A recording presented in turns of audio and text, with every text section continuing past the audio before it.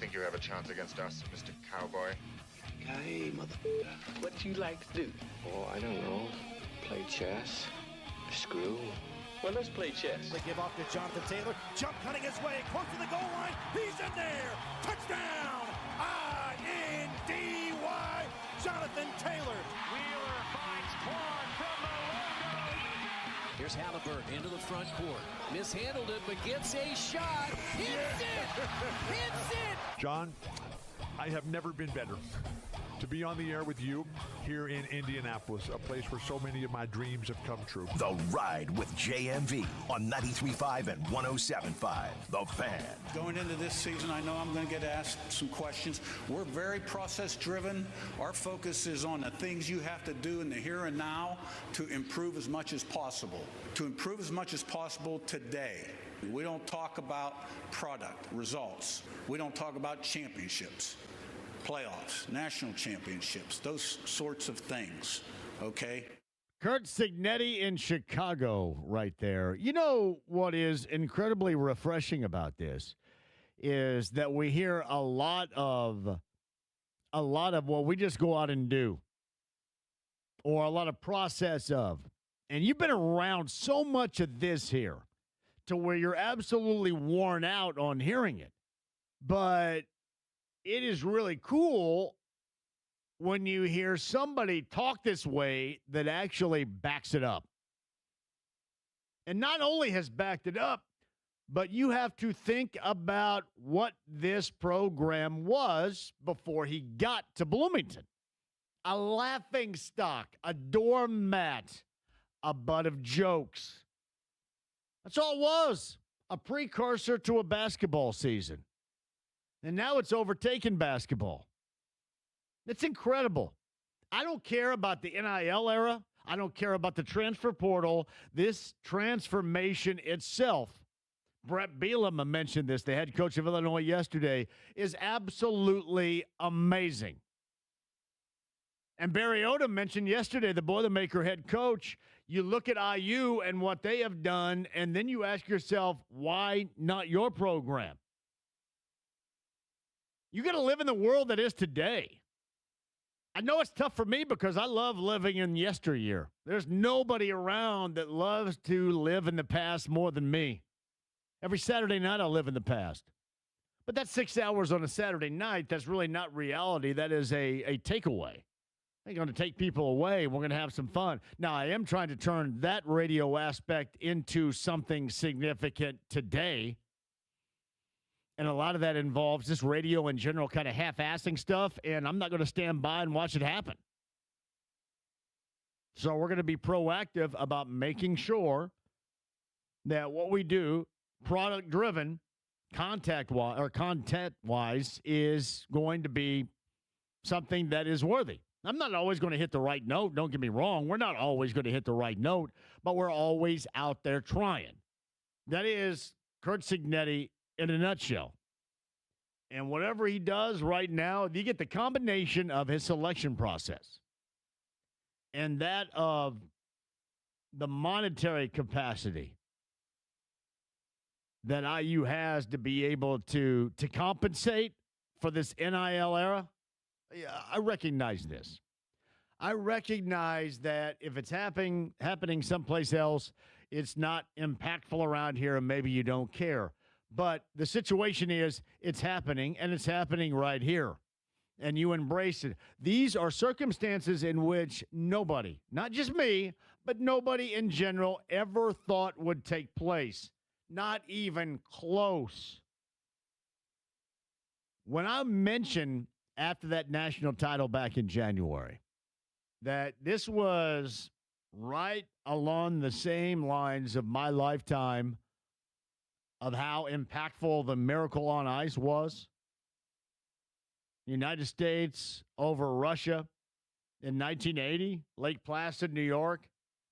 That's why. Because it doesn't matter about the money. It doesn't matter about the transfer portal. This was just something that you thought would be nothing more than a pipe dream. And hell, not even a pipe dream. Making a Big Ten title game was a pipe dream. navigating your way through a playoff over Alabama and a team that you had beaten on their home turf, back during the fall in Oregon, and having to do that again, and then get Miami on their home turf for a national title. You don't get much more impressive than that. And I love it. In fact, I love it where he's also speaking for the entirety of the Big Ten. So the Big Ten can stand up. Somebody is going to counter. The Big Ten is countering to the SEC and all the whining and the crying. I mentioned this before. All the blue bloods in college football for so many years, and that does also include Ohio State and Michigan. All the blue bloods for so many years just sat back and they knew that everything was going to be okay because they had start in the race. Like the Seinfeld episode of The Race. They had the head start. They were always going to have the head start. They always had an edge. I remember having to listen, and thankfully I don't any longer. I remember having to listen to Colin Cowherd talking about why would anybody want to go to a Big Ten school because you can go to the SEC, and this numbnuts is constantly talking about the weather. I like great weather too. But I also like going someplace to where you learn a lot of values of growing into the player that you want to be, and at the same time you win as a team. And it gives you that optionality for the future. I think I dig that too. That, in fact, is pretty awesome. You guys remember all those arguments? Just constant arguments. Oh, the weather. Yeah, the weather in Athens, Georgia is so much better, and Tuscaloosa is so much better, and Oxford is so much better, and Gainesville is so much better. My ass is so much better. Now the football is better in the Big Ten. And listen, I realize the landscape is completely different. And I also understand that if IU was not here, we probably would not be defending this in the manner in which we are. But again, the situation dictates realness right here. And what IU is doing in what is the rules-based landscape of college football gets it done. Their head coach gets it done. Their staff gets it done. President, AD, understand it. We'll see one of these days if it still helps. The basketball program, hopefully it does. This is just territory in which I don't think any of us ever thought we were going to be. And frankly, it's pretty damn cool. It really is.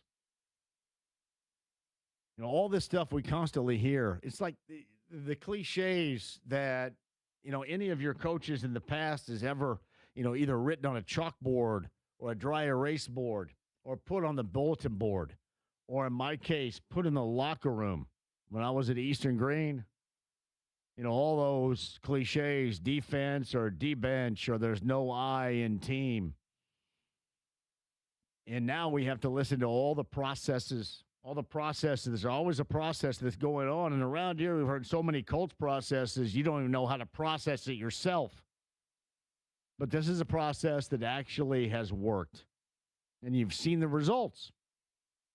In 2 years, listen, your number one would have been as impactful as anything in its own right. And then you back that up with year number two. Pretty incredible. No matter what this season holds, and I love the fact, and we'll go to some of the quotes a little bit later on in the show too, where he talks about, hey, when we didn't measure up to a national championship, we didn't cry about it. We just went back to work. God, that's all these coaches and all these athletic people tell you that every day. You have to hear that every stinking day. And it's lost on us because it's so cliched and so worn out. It is so nice to finally hear something that actually has truth behind it. That is real. If you don't win, you don't cry about it. You go back to work. You don't make excuses. Do you realize the world in which we live? Every time you have an issue, 95% of the time, somebody tries to explain it off with an excuse. It is cool to see there's no excuses when you don't measure up. But when you do, You get to talk about it. There's always an excuse. There's always you guys know exactly what I'm talking about, especially political folks out there. There's a reason why we lost. I got to hear all these jackasses all the time talk, especially the political jackasses, just wear me out. Now they're incredibly active in social media because they know that gets to you. This is ridiculous.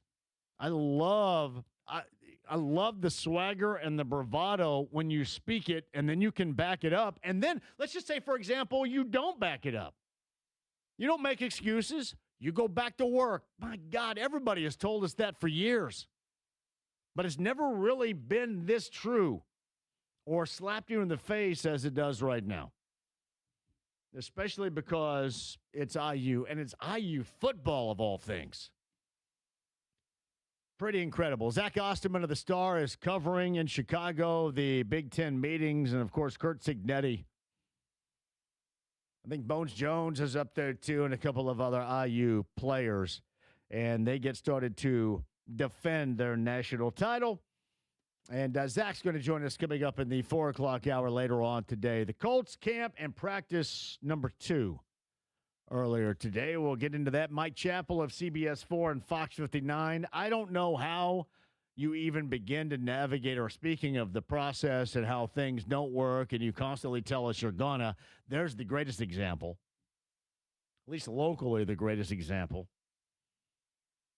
I don't know how you're going to get around not bringing in another wide receiver. And this is not just all the dorks that are covering it, like me, local dorks. But that is about as obvious as ever. No Alec Pierce. And I'll be honest with you, even when Alec Pierce returns, we have to recognize, for the time being, he has been a one trick. He's a high-paid one trick until we see more. That's fair to say, right? He is the, hey, go deep and turn left. Hey, go deep and turn right. That's what he has been. He's been a high-volume, deep threat, which is awesome. But in this capacity, Alec Pierce has to be more. I'm not the biggest fan of the world of Michael Pittman Jr. It's not like he put up big numbers. I understand that. But at the same time, he was somebody when you were the defensive coordinator going, well, here's what you have to do to Michael Pittman Jr. You look at all these other guys right now on the depth chart. I don't know how many guys are going, well, hell, here's what you got to take away from,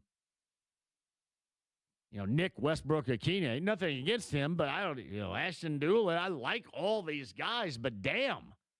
There's nothing more recognizable than this, and I'm sure that it comes down to contracts and money, which I hope that it doesn't, because you're sitting on a big pile of cash, salary cap-wise right now, and every time we end up talking about this, it cannot help me from thinking about this team is equally worried about winning and then making sure financially they can maintain. I don't like that. Yeah, and if you don't like, you watch what Portland's going to go through with the Trailblazers here pretty soon. You don't agree with me on that. You watch what they're going to go through. You start saving everything. You're going to bump off broadcasters. You're going to bump off this and bump off that. You got some guys swooping in. I just want to make sure this maintains. I'm not suggesting that you're financially irresponsible, and they haven't been. But as we talked to Kevin Bowen yesterday, it is just really weird that you get, again, the dialogue from Chris Ballard, we got to win, I got to win right now. I know we've heard that before. I'm not going to sign an extension because we got to win right now. Yeah, I know that the time and the essence is as of right now. But it's not like financially, would you not be just throwing cash wherever you feel it's necessary you have a hole? And if you look around this team, they're holy. And not in the way in which It sounds like I'm describing it. They're very holy. And I know you don't want to waste money and you still want to be responsible. But if I'm Chris Ballard, I mean, the hell of a responsibility. If I have to win, I have to win. Let's get somebody in here who can get the job done. Clearly, you don't have what is necessary right now. So at some point, the expectation is you will. Mike Chappell discusses that coming up in the 5 o'clock hour. I cannot wait to talk to Caden Curry. Caden Curry, the pride of Center Grove. Caden Curry of Ohio State. Caden Curry was top-notch, but also top-notch, and I don't have this. I don't know if anybody else does. The level of patience, because he hung around Ohio State and waited his time because they are just ushering in and out high-level dudes. Waits his time, and then last year, as I like to tell you, trips that light fantastic. I would expect him to be a player here too. And until, I say this all the time, until further notice, normally it's negative. But in this case, I'm going to be positive about it. He's had to prove himself at every single level. And he has gone from a high school phenom to having to every day on a daily basis in practice and workouts to prove himself. And then wait his turn in a program that is among the elite in college football. He had to wait his turn. So I would expect him to be up and open for the challenge here. But simply put, he has a tremendous story, does Caden Curry. I know you're privy to it because he's from around here. But we're going to talk about a lot of things, including what he hears from the gallery at Drop Light, Grand Park in Westfield. And it's about, hey, you ran over me. I'm from Westfield. Hey, you ran over me. I played at North Central. You ran over me, and you tackled me, and you crushed me. And, oh, by the way, IU fans are bringing the Mendoza stuff to him. We'll ask those questions. And then how he handled the Mendoza stuff, not just during the game, but shortly thereafter.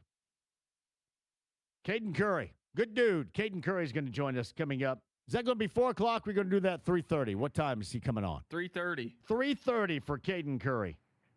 Zach Osterman at 4:30. Mike Chappell of CBS 4 and Fox 59. He is coming up at 5 o'clock. I dig on the pinstripes. I will say this. One of the worst memories of all time for me with the Pacers is the brawl and what that led to. I mean, they were primed. They were primed to go, and then all of a sudden, poof, gone.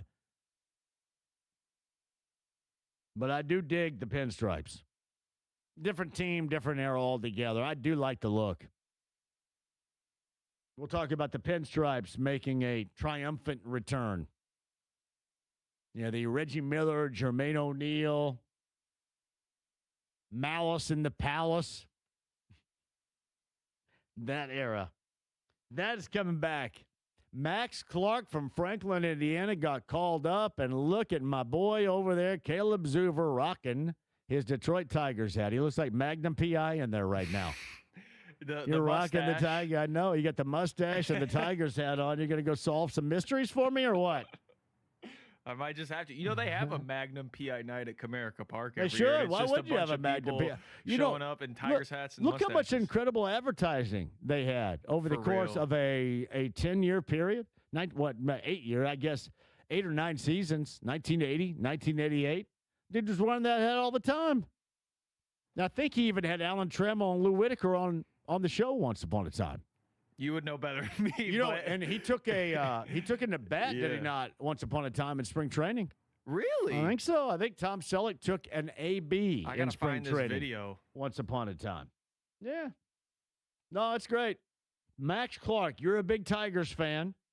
Is there a lot surrounding the Franklin, Indiana high school phenom that got the call up to the big club? I think everybody's pretty excited. I know I certainly am. I think one of the things that's nerve-wracking, though, is does this mean that they're just going to call him up, let him play out the season because they've punted on this season and they're going to trade? They punted on the season already? I think we'll find out in the next couple days, I guess next 2 days, what happens with Tarek Skubal and if they'll trade him, because there's been a whole lot of hoopla around that. So I don't know. I think I'm pretty excited to see it, and I've kind of wanted this for a little bit now. So I think you just got to call him up now and see what he's got. So he's played so well in the last couple months in AAA. So yeah, and they wouldn't allow him to come on the show, I guess. That's what he said. His family said that the Tigers wouldn't let him. Now, if I were his family, I'd have said, piss on the Tigers. I'm going to go ahead and go on with JMV. Yeah. Who cares what they think? They suck, so who cares? All right? But he didn't. But we like him a great deal because he is a local feel-good story. The gold pinstripe uniforms. So do you view that as the Brawl era uniform? Yeah, I do. Do you look at that and go, all of a sudden, Ron Artest laying on the scores table and get a beer by some jackass thrown at him, and then all hell breaks loose and the season ends? It's funny how much the Brawl this came up this week. What's that guy's name? John Green? John Green. Yeah. I do. And he moved down from the upper deck. That jackass moved down. I tell you, Ben Wallace was the guy that started because he's getting his ass worked. I will always hate Ben Wallace. Even when he tried to once upon a time, he and Eldon Campbell tried to get her. This is funny, going back to the other station. There was a rental place. This is the other station on Fall Creek Road, a rental place that gave me, and this is back when I guess it was cool, right? Much cooler than it is right now. But they gave me a bright yellow, a urine level, I guess, yellow Humvee. It was a real Humvee, too. It wasn't one of those little smaller versions of the big one. It took up the entire lane up of the road. They said, hey, you know what? We want you to advertise for us. You can take this weekend. So I'm driving it downtown on Pennsylvania. And I can't remember. I think maybe it was a playoff. I can't remember what it was, but Ben Wallace and Eldon Campbell, they approached me and they said, hey, can we get a ride? We want to go to your best strip club. True story. True story. They want to go to the best strip club. It's a true story. You're the guy to talk to. I did not go. And I said, Brass Flamingo is the place. I know my guy over there. That's the place. But we did not give them a ride, and I went home. I've kind of thought about that. I don't think it was Tayshaun Prince. I know it was Eldon Campbell and Ben Wallace were two. And this was before the whole Brawl thing. So I can't exactly remember what. It had to be maybe around, well, it had to be like, a year prior. I think it was before I had my own show over there. I think Mark Patrick is still the host. And I was in the little chair at the time, and they gave me that for the weekend. I can't remember what year it was, but it was Eldon Campbell, and it was Ben Wallace.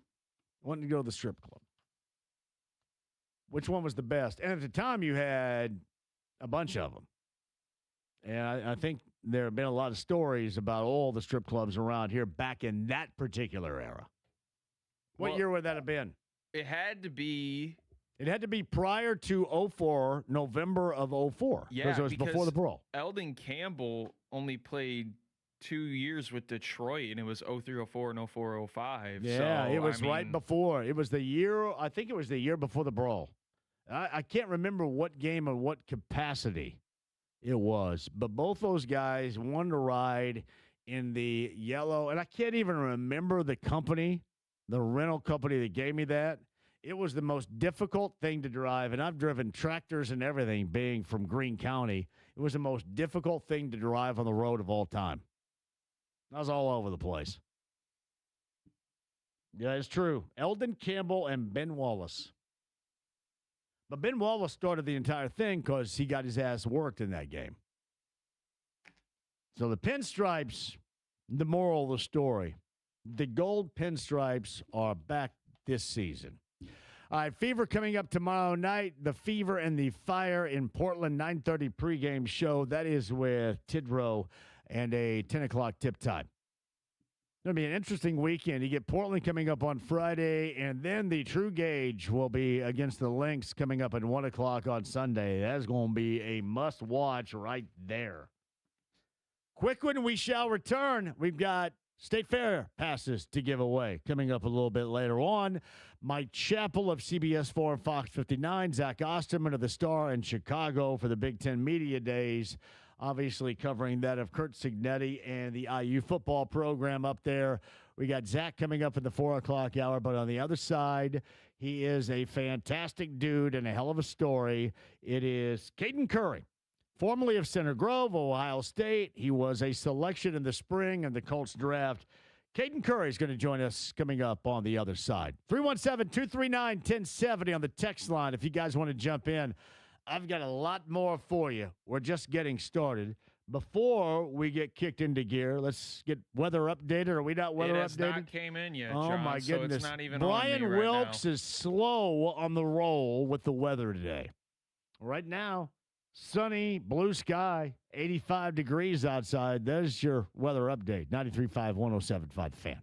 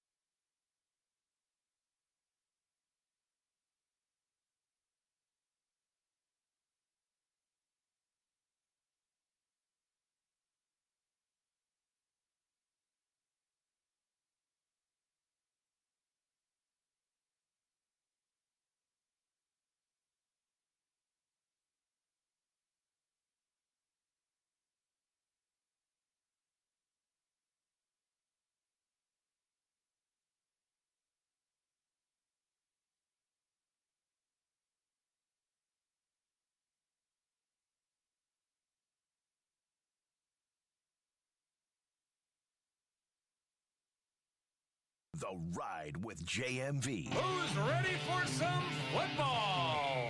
Football is a way of life. 93.5 and 107.5. The Fan. I do like Charvarius Ward a great deal. There we go.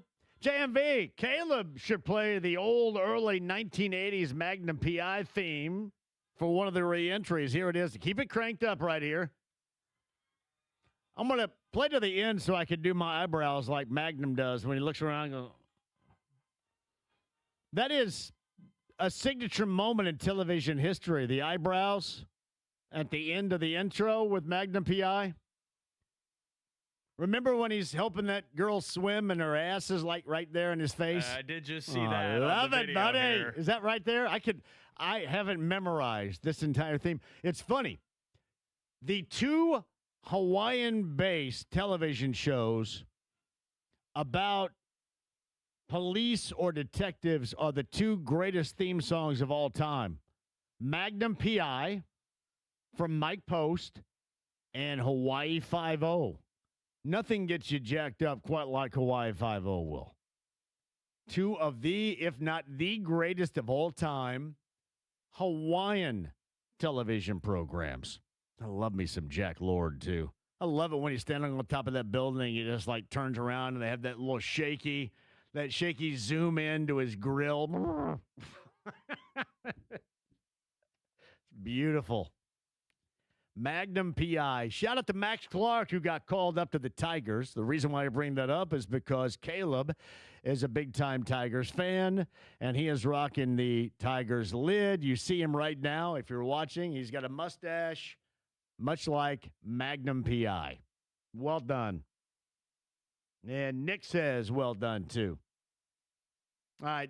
Zach Osterman's in Chicago is going to join us coming up at the 4 o'clock hour. Mike Chappell, Colts Camp, coming up at the 5 o'clock hour. On the Andy Moore Automotive Group hotline, he was outstanding here in high school. We know that to be true. At Cinegrove, the pride of Greenwood of Ohio State, and a selection in the spring NFL draft by the Colts. Let's welcome on board Caden Curry, who joins us now on the Andy Moore Automotive Group hotline. Caden, thank you for the time. How are you? Doing great, man. Thanks for having me out here. My brother, walk us through it so far. How has it been? I mean, you're 2 days deep into this process so far, but how has it been? Yeah, 2 days, 4 nights. I mean, it's been great. I mean, just getting in here, getting settled in, obviously trying to make it home as quickly as possible. And it's been great. I mean, getting to meet the guys even more, getting closer and tighter with them, and just going out there and doing my thing, playing the sport I love. So can't complain right now. Does it make it any more special because you landed with your hometown team? There's definitely something behind it. I mean, obviously, I might not know what it is until later on or right now. I mean, it could be little, it could be big, but I know there's something behind it, and I know it's just all God's blessing, and I just got to make the most of it, come out here every day and compete. Yeah. Did you have to pinch yourself when you first heard that they were going to draft you back in the spring of the draft? You go, oh, wow, you got to be kidding me right here. Was that the destination you thought, or might there have been another destination for you at that time? Ever since I saw that 317 caller ID, I knew at first I was a prank call, but after it, I definitely just kind of, it all sank in at the same time, and I blacked out for about 3 minutes. It wasn't real. And I mean, after it all was said and done, I mean, it's definitely just such a surreal moment I got to take in every day. Caden Curry joins us on the Andy Moore Automotive Group hotline. Training camp at Grant Park up in Westfield going on right now. I'm curious, too. You have met every single challenge at every level and probably have been told in the past, yeah, you know what, I don't know if this is going to be for you, and you've proven people wrong. Is this just another kind of rung in that particular ladder of trying to get to where you want to go? And really, it seems like the environment in which you thrive a great deal as a part of. Yeah, I mean, obviously I'm not going to shy away from competition and battles. I mean, you got to practice. You got to make mistakes to get them corrected. You just can't make the same mistake twice, and I feel like that's what I do such a good job at. And just being a great teammate. Obviously, you want to be the guy that everybody likes being around, and just making sure you take all the advice you can get, be a sponge, as I've been hearing around here, and just soaking it all up. And really just making the most of it every day, taking one day at a time, and just working as hard as I possibly can. All right, now you're going to have to hand the old man some advice here, if you wouldn't mind. So I'm not mistake-free. I make mistakes all the time, and then I compound those mistakes by making them again. So how do you compartmentalize mistakes and then move on from them to not make them again? Because to me, somebody like me, Caden, that seems to be a special skill. Yeah, I mean, obviously I still make mistakes. Everybody's human, but it's just, I mean, from a football aspect, it's the mental reps. It's the reps outside of practice. It's the reps in the meeting room. It's just making sure that you keep going over it until it's kind of engraved in your head. And obviously it sounds a lot easier said than done. And then you got to actually be the one that's going to go out there and do it. You can say a lot, but are you actually going to do it? So that's really what I kind of go at, and just making sure that I get my extra time in and just praying.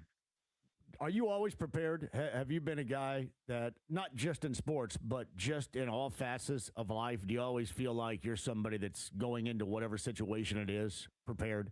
I'm always thinking about the worst before I go out there, and then obviously preparing for the best. You got to see both sides, and you got to see how you want to see it, and you kind of got to manifest what you want. And you also got to be prepared for things to go wrong. And then that's when you kind of have your backup plan. And obviously you don't want to go to it, but I mean, it's always got to be there. It's set in stone just so it's ready. Caden, where do you get your competitive gene? I love to say from my parents, but it's also from God too. I feel like that's kind of my special ability he gave me, just to keep going no matter what and just to embrace the grind. But I also gave it to my parents and my brothers especially. Growing up, I was the youngest. They definitely gave me the beat down in the backyard on the basketball court, and just for us football and everything, they made sure that I was the youngest and that I knew every day. I often thought that it benefited the younger kids that are playing when you get knocked around by the older dudes. And that's why when I play basketball as an old dude, we play with younger guys as well, and it seems like they get better just by playing against an older group, even if that older group has no chance of being as good as the younger person. It always seems to be beneficial when it comes down to competition. Oh, yeah. I mean, if you're the young guy, then you can't compete with the older kids. You're not playing. So you had to step up, and you had to be out there practicing, getting those extra reps just to be able to play with them. So my brothers always have so many friends over, and they'd be doing basketball tournaments. So I'd be out there 2 hours before them, getting my shots up, making sure I wasn't letting the bigger kids down. So I had to make sure to hit my shots too. How big was Eric Moore in your life, your high school coach at Center Grove? I have a great deal of admiration for him. He knows that too. And every former player I talked to of his basically says the same thing. How would you describe your former high school head coach?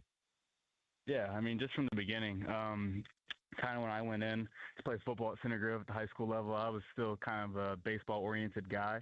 I thought that was my path, and he kind of just showed me the light. He showed me what it definitely needed to take to get to that level, and he just showed me how to embrace it and love the game. And just from how hard his summer workouts are, but, I mean, obviously you start, you hate it, but when you get done, you definitely see the benefits, and you see why you do it, and you see why it's so important to get out there and just do it every single morning.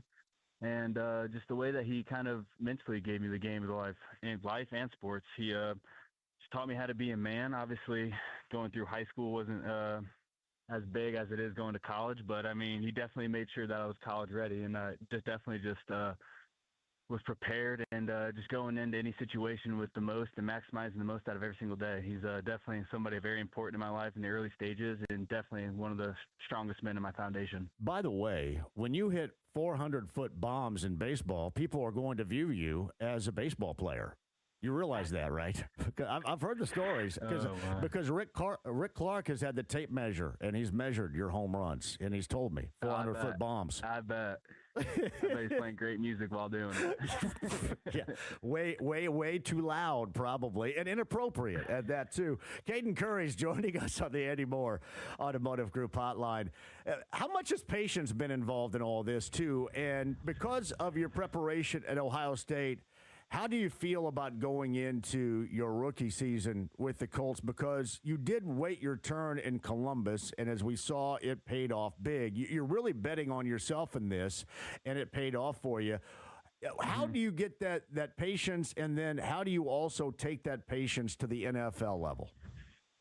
I feel like it's different. I mean, in college, obviously, you have 4 years to kind of get it done. You have your freshman year to kind of learn, your sophomore and junior year to kind of grow, and then your senior year to be dominant. That's kind of where I was kind of looking at it going into college. But here in the NFL, you definitely have to just – they're not looking for patience. You got to be urgent every single day. You got to earn your spot. I mean, there's only 53 people that can go, and there's only 53 people that can play. So, I mean, you got to make sure that you make the most of every rep that you get and just minimize the mistakes. You can't make the same mistake twice, and obviously you got to grow as fast as possible.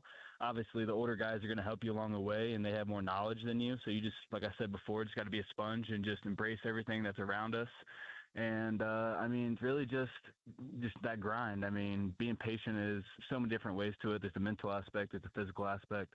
I mean, it's really just doing as much as you can every single day to make sure that you're the best version of yourself and just fighting for it every single day. You get a lot of high school fans, a lot of people you grew up with that have checked you out up there the first couple of days of practice? I'm getting everything. The past 2 days, I've heard kids yelling, "I'm from North Central. I'm from Westfield. You beat me. You ran me over." I'm like, guys, come on. It's just a game. It's whatever. I'm getting a lot of it right now. I'm getting a lot of Fernando haters at me right now. I'm getting everything. You're getting Mendoza haters because of that hit in the Big Ten title game. Wow, that still comes your direction, huh? I just keep telling them, I'm gonna make you some good memories here, so we can just wipe the past. Well, the Indy fans. That was a hell of a hit, and he was the first one to say that was an incredibly clean hit. But while that's a signature for you, you created a signature moment for him at the same time too.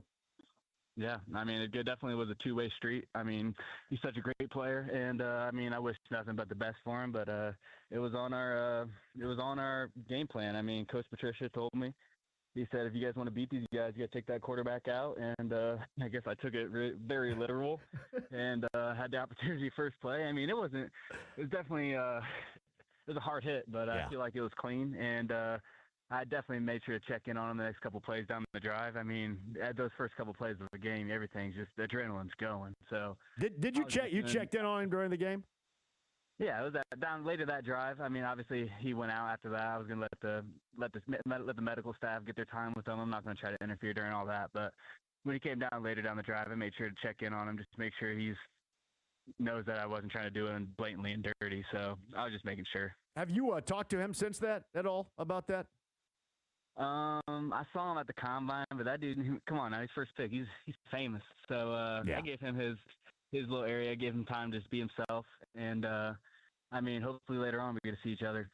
I got to love it, though. All those people said, you ran me over, you ran me down. That's great. That is awesome. I didn't even think about that dynamic, the local dynamic, because of the way and the level on which you played around here. That's pretty awesome. It's got to be gratifying as well. You got to laugh a little bit, don't you? Because they're all going to be rooting for you here really soon. You know that. Oh, yeah. I mean, those guys they grew up with me. They're the guys that competed with me, and they're once playing with, I mean, we were a very dominant team, Center Grove. We had more than just me. We had so many great defensive players that went to the next level, so many great offensive players, a few guys in the NFL. So, I mean, honestly, just being able to play with those guys and be able to play the kids around here, I mean, everybody's kind of just grew to be better versions of themselves. So, I mean, you see so many people from the Indy level, and it's just why football's growing in Indiana now. You just see so many players that are going on, moving on to the next level, and I feel like Indiana football is just kind of growing in all specs, and that's even high school, college, and NFL, and that's just what we want as a state, really, not even just teams alone.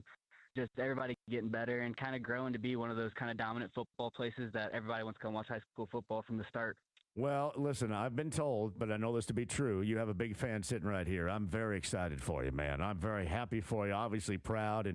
And Coach Moore is a really good friend of mine, and he's told me great things. I don't even have to tell you this. Go out and get them. Continue to move forward. But hopefully we'll track you down again. But it's always a great conversation. We are incredibly happy for what you've accomplished. Keep going at it. Yes, sir, man. I appreciate it. Coach Moore is actually here out here today, so I just got to talk to him a little bit. But, tell him you talk to JMV today, and he'll probably cuss me out or something. Yeah. I will. See you, pal. All right. Take care, guys. I appreciate it. You got it. Caden Curry right there, the Andy Moore Automotive Group hotline. You guys are yelling Mendoza at him and stuff out there. What are you doing? That is pretty funny stuff. Caden Curry. He is, as you can tell, an incredibly good kid. How about Matt Patricia? You got to take that guy out if we're going to win. Big Ten title game. And it was Indiana. And that was a signature moment for both. That was a signature moment for Mendoza getting up, coming back out there, and leading his team to a win. Pretty cool stuff. And then he checked on him later on in the game. Caden Curry on the Andy Moore Automotive Group hotline. A lot more for you as well. Day number 3 of the Colts. Mike Chappell is going to join us for a breakdown of day number 3 coming up later on in the show. State Fair passes and more for you on this Thursday. Do not go anywhere. It's 93.5 and 107.5 The Fan.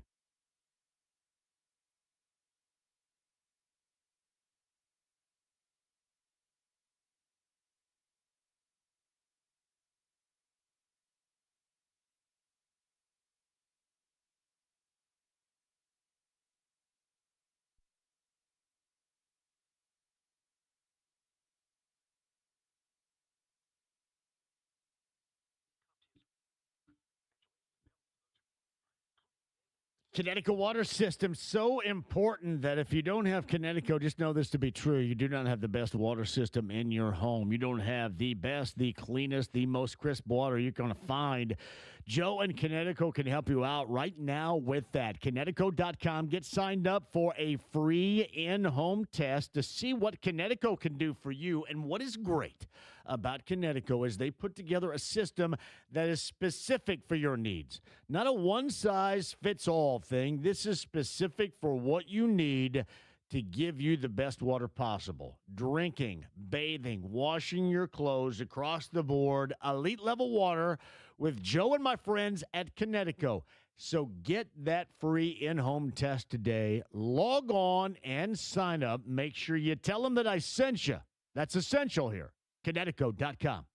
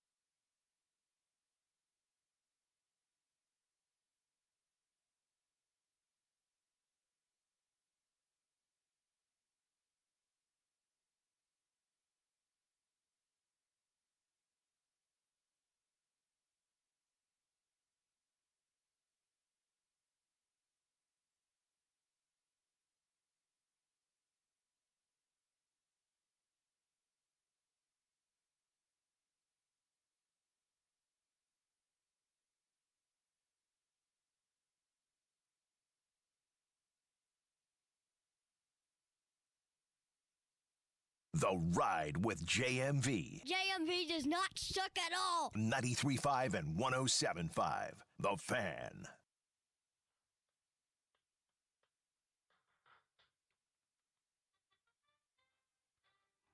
This is great. Now, I will say that this theme has a much more impactful situation if you see it right here. And that turnaround by Jack Lord to the camera. The shaky zoom on the building and Jack Lord turning around and the wind blowing. That's beautiful. Have you ever heard of that? Did you even hear the reboot? They had a reboot on CBS a number of years ago, too. I will be honest. When you said, hey, play the Hawaii 5-0 yeah. I did not even know there was an old version. Oh, really? Did you watch the new one? That's okay. I just saw, you know how I knew about the new version? You'd be a Sunday football game on CBS. Correct. And I'd see the commercial going on. I did not know there was an older legacy to that. That is the only reason anybody ever knew Murder, She Wrote did exist, is because Pat Summerall in the CBS Game of the Week back in the day said, stay tuned, CBS on Sunday night. And it starts with 60 minutes, which is always the most awful time of a weekend because you know the weekend is over, and that really sucks.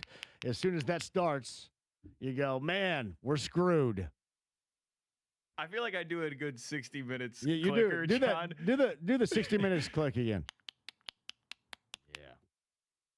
Wait, when you hear that, it's over. Yeah, the weekend's done. It's so depressing. But Pat Summerall would always bring up Murder, She Wrote. Followed by Murder, She Wrote. Followed by Angela Lansbury and Murder, She Wrote. So I think that's the only reason why anybody ever knew that show did exist, is because Pat Summerall will talk it up back in the day after the CBS NFL Game of the Week, if you will. Things have changed, no doubt about that. 60 Minutes, Murder, She Wrote. Jake and the Fat Man was another one on Sunday night, too.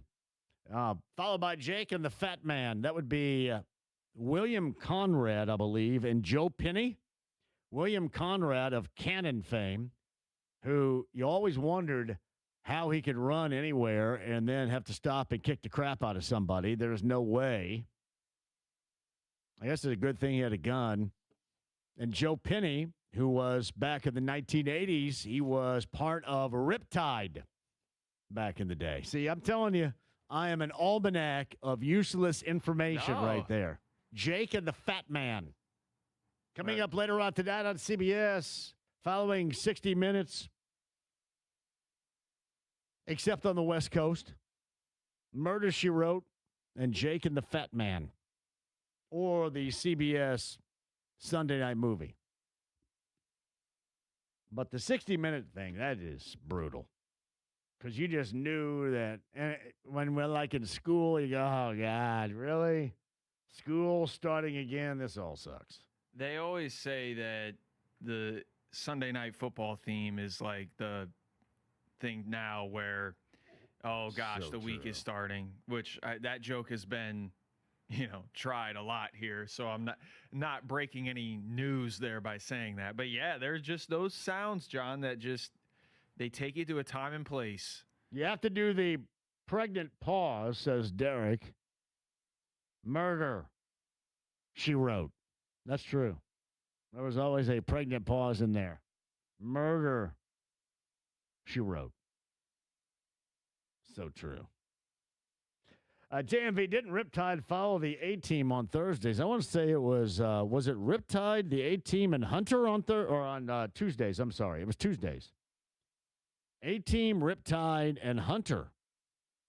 And then at some point in time, Remington Steele ended up on your NBC Tuesday night schedule. Thank you, Christian.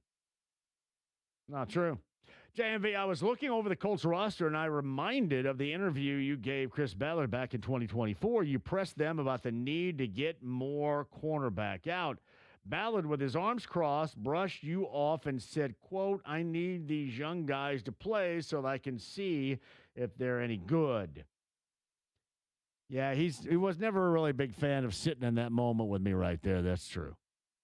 Going back to the Colts roster today in 2026, and there is one guy from that room that was on that 2024 team. Unreal, the incompetence. That is where we are in what is going to be, I guess, year 10's make or break. That is crazy to think about that particular philosophy in the NFL in this era. Year 10's make or break. Go for it. That is incredible. For real. JMV, this is from Ben. You should have dropped those two bozos off at Club Zeus on Madison and laughed the entire way home. Yeah. At the time, there were a lot more of them around. That was before the Pacer incident at Club Rio with Fingers. Remember when Fingers and his family called my show on the other station? Fingers was synonymous for being involved in the situation with Jamal Tinsley and Steven Jackson at Club Rio. And I guess even more synonymous with not having all 10 fingers. True story. Yeah, the entire family back in the day on Fall Creek Road called my show. It was legit. But yeah, you had a lot more then. It was Ben Wallace and Eldon Campbell. There was a third there, too. I can't remember who it was. I want to say Tayshaun Prince, but I don't know if he was going to be wrapped up in that. But I know Eldon Campbell and Ben Wallace were two. JMV, it's almost bedtime. Sunday night's back when this started. Murder, she wrote. JMV, definitely think the Brawl beer guy is a total jackass, but we got to admit that was one hell of a beer toss. Yeah, think about all that. He had to move down because he was a cheap ass. And then he had to toss that beer in a fashion in which led to the unrest that we saw. That completely, and something else with that group probably would have derailed the season, but that derailed the season. That's it. JMV, after 20-plus years, finally canceled DirecTV today. They would not budge on a $179 a month bill. Have to find another way to watch the Reds and the Pacers. We'll find out a little bit more about how we're going to watch both, especially the Pacers coming up this year. $179, they wouldn't budge. Normally, people tell me all the time, if you call them and you say, hey, I'm going to quit, that they'll work with you. But I've never really done that. That's why I pay $300 a month like a jackass. I'm going to get back to that, Ron, coming up on the other side. 239-1070. I do have time for your calls coming up next. Bottom of the hour, Zach Osterman of the Star. He's from Chicago. Curt Cignetti met with the media, the defending national champions, a little bit earlier today. We'll get all that and more with Zach in Chicago. And Mike Chappell, Colts Camp, Drop Light, Grand Park, Westfield, day number 2 earlier today. We'll size that up with Mike and give you a chance to win some state fair passes coming up here before the end of the show. 93.5, 107.5, The Fan.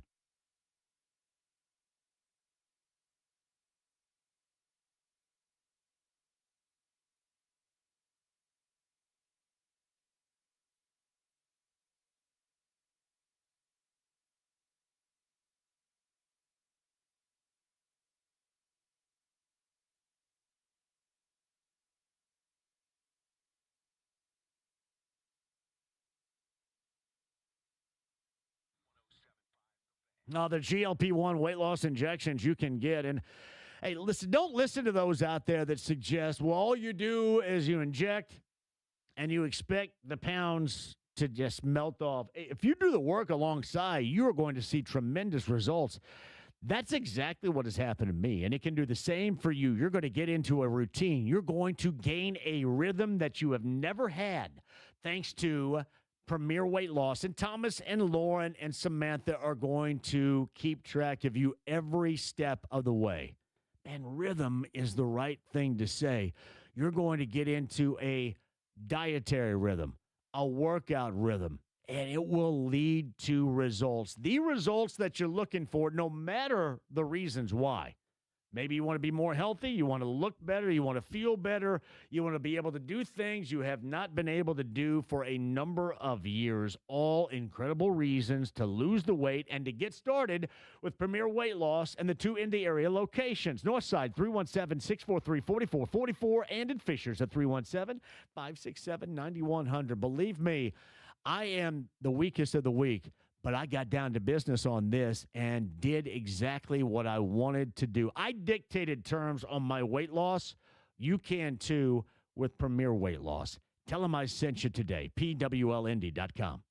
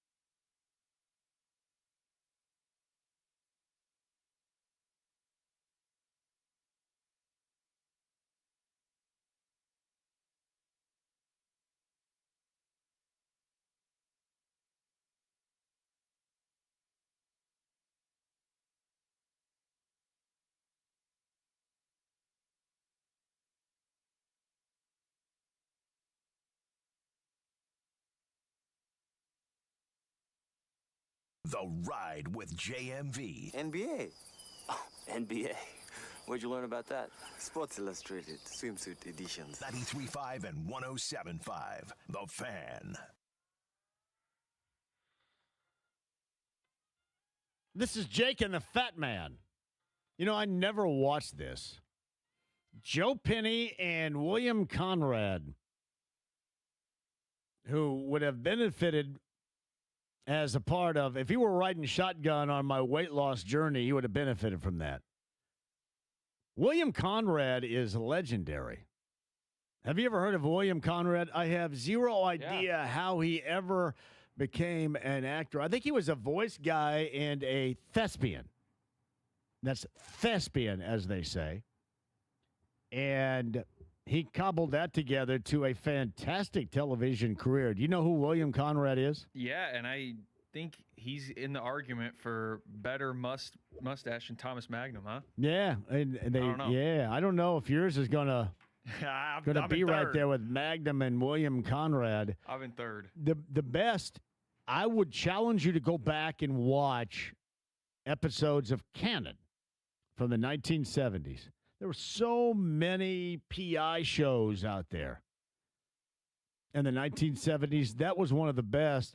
But when he had to, like, run and catch somebody, it was just can't miss television. Incredible stuff. Jake and the Fat Man from back in the day.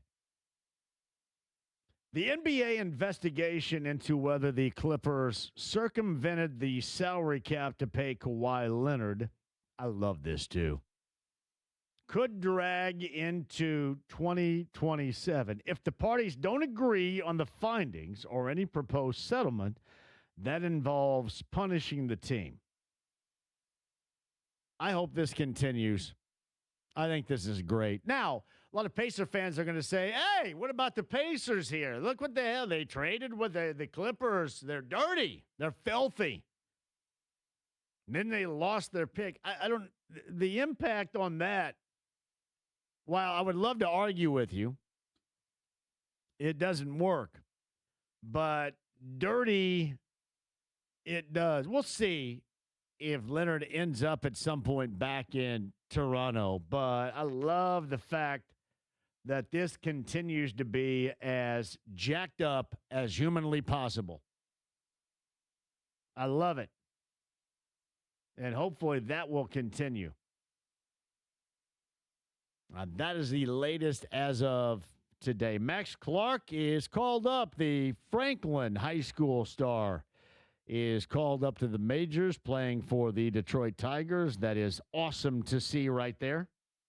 Curt Cignetti met with the media earlier today. Zach Osterman of the Stars is going to join us. We'll recap that, talk about, well, the start of the college football campaign. You think I use the most hated team in college football right now? Indiana? Yeah, IU football, most hated in college football. Man. Because I think at some point it's a tweener here. It's like we get sick and tired of hearing about him. We get sick and tired of hearing about Curt Cignetti. But the belief out there, and listen, it's accurate. Without the change of landscape, all this probably does not happen. But it did. And they utilized it to the best of their ability. That's being smart. And guys like Paul Feinbaum never understood it. Going back 2 years, always talked junk about it. Always said crap about it, and then evidently always bet against it. And I can't lie, I love it. Evidently lost his ass. And I was stupid enough last year in one of these interviews in August to say that if the SEC can't beat the Big Ten this year, I'm leaving the country. I lost so much money betting against Indiana last year. I didn't have enough money to leave the country. That's beautiful. Dan Patrick Show, courtesy right there with Paul Feinbaum. And that's what happens when you cut your teeth and your roots are in the South with the SEC And while you also are highly critical of other SEC teams, basically with that portion of the country and its football, you have its nose straight up their rear end the entire time. And that's the non-belief in IU. So I would suggest this, and I know that it's tough. Barry Odom said what he said yesterday about other teams like Purdue taking what IU has accomplished and saying, why not us? I think everybody has to have that motivation. It's a lot tougher if it's your chief rival. However, you have to look what they've accomplished. And while you sidestep the fact that they can generate a great deal of money because of their alumni base, you also have to realize how quickly they were on top of everything with this. Face it, so many of us, and even a lot of IU fans in this, were kicking and screaming to it. Did not want it. Anything that was as unrecognizable as this in terms of what we know about college athletics, we weren't down with. But then you got down with it. Why? Because of the results. I get it. Completely get it. So to me, that's led me to the belief that they are the absolute most hated out there. And I think that is a badge that any IU fan would wear with an incredible amount of honor. Why wouldn't you? So many things you never thought you were going to see, you're going to witness, you're going to be a part of. And that's just another layer to this. I mean, everybody hating you. Well, if it wasn't for this. And it's like Mike Damone said on this show a couple of weeks ago, whatever happens, your toes are still tapping. It doesn't matter. Whereas in the past, we would always feel that, for example, the SEC and the Southern schools were working outside of what were the rules. IU, to get to where they are right now in football, of all things, you work within the rules presented. And it doesn't matter whether or not we dislike the rules or didn't like them at the beginning, or maybe still secretly don't like them. If that's how you feel, it doesn't matter. You're working within the rules. And you have put your product on a pedestal of which nobody ever thought. That's what you're supposed to do. That's what you're supposed to do as an institution, as a football program, as a head coach, as a staff, personnel. You accomplish exactly what you set out to accomplish. So with that, win, lose, or draw, love or hate, has to also come with a great deal of recognition. Brett Bielema said it yesterday, the head coach of Illinois. Barry Odom probably kicking and screaming because that's a tough dynamic, being the rival of the school and, knowing where they are and knowing where you are right now. That is a really tough situation to navigate. But I thought he did a great job of it yesterday. You have to look at that and say, yeah, why not us? Because it does open up more of the playing field now for everybody, not just the so-called blue bloods.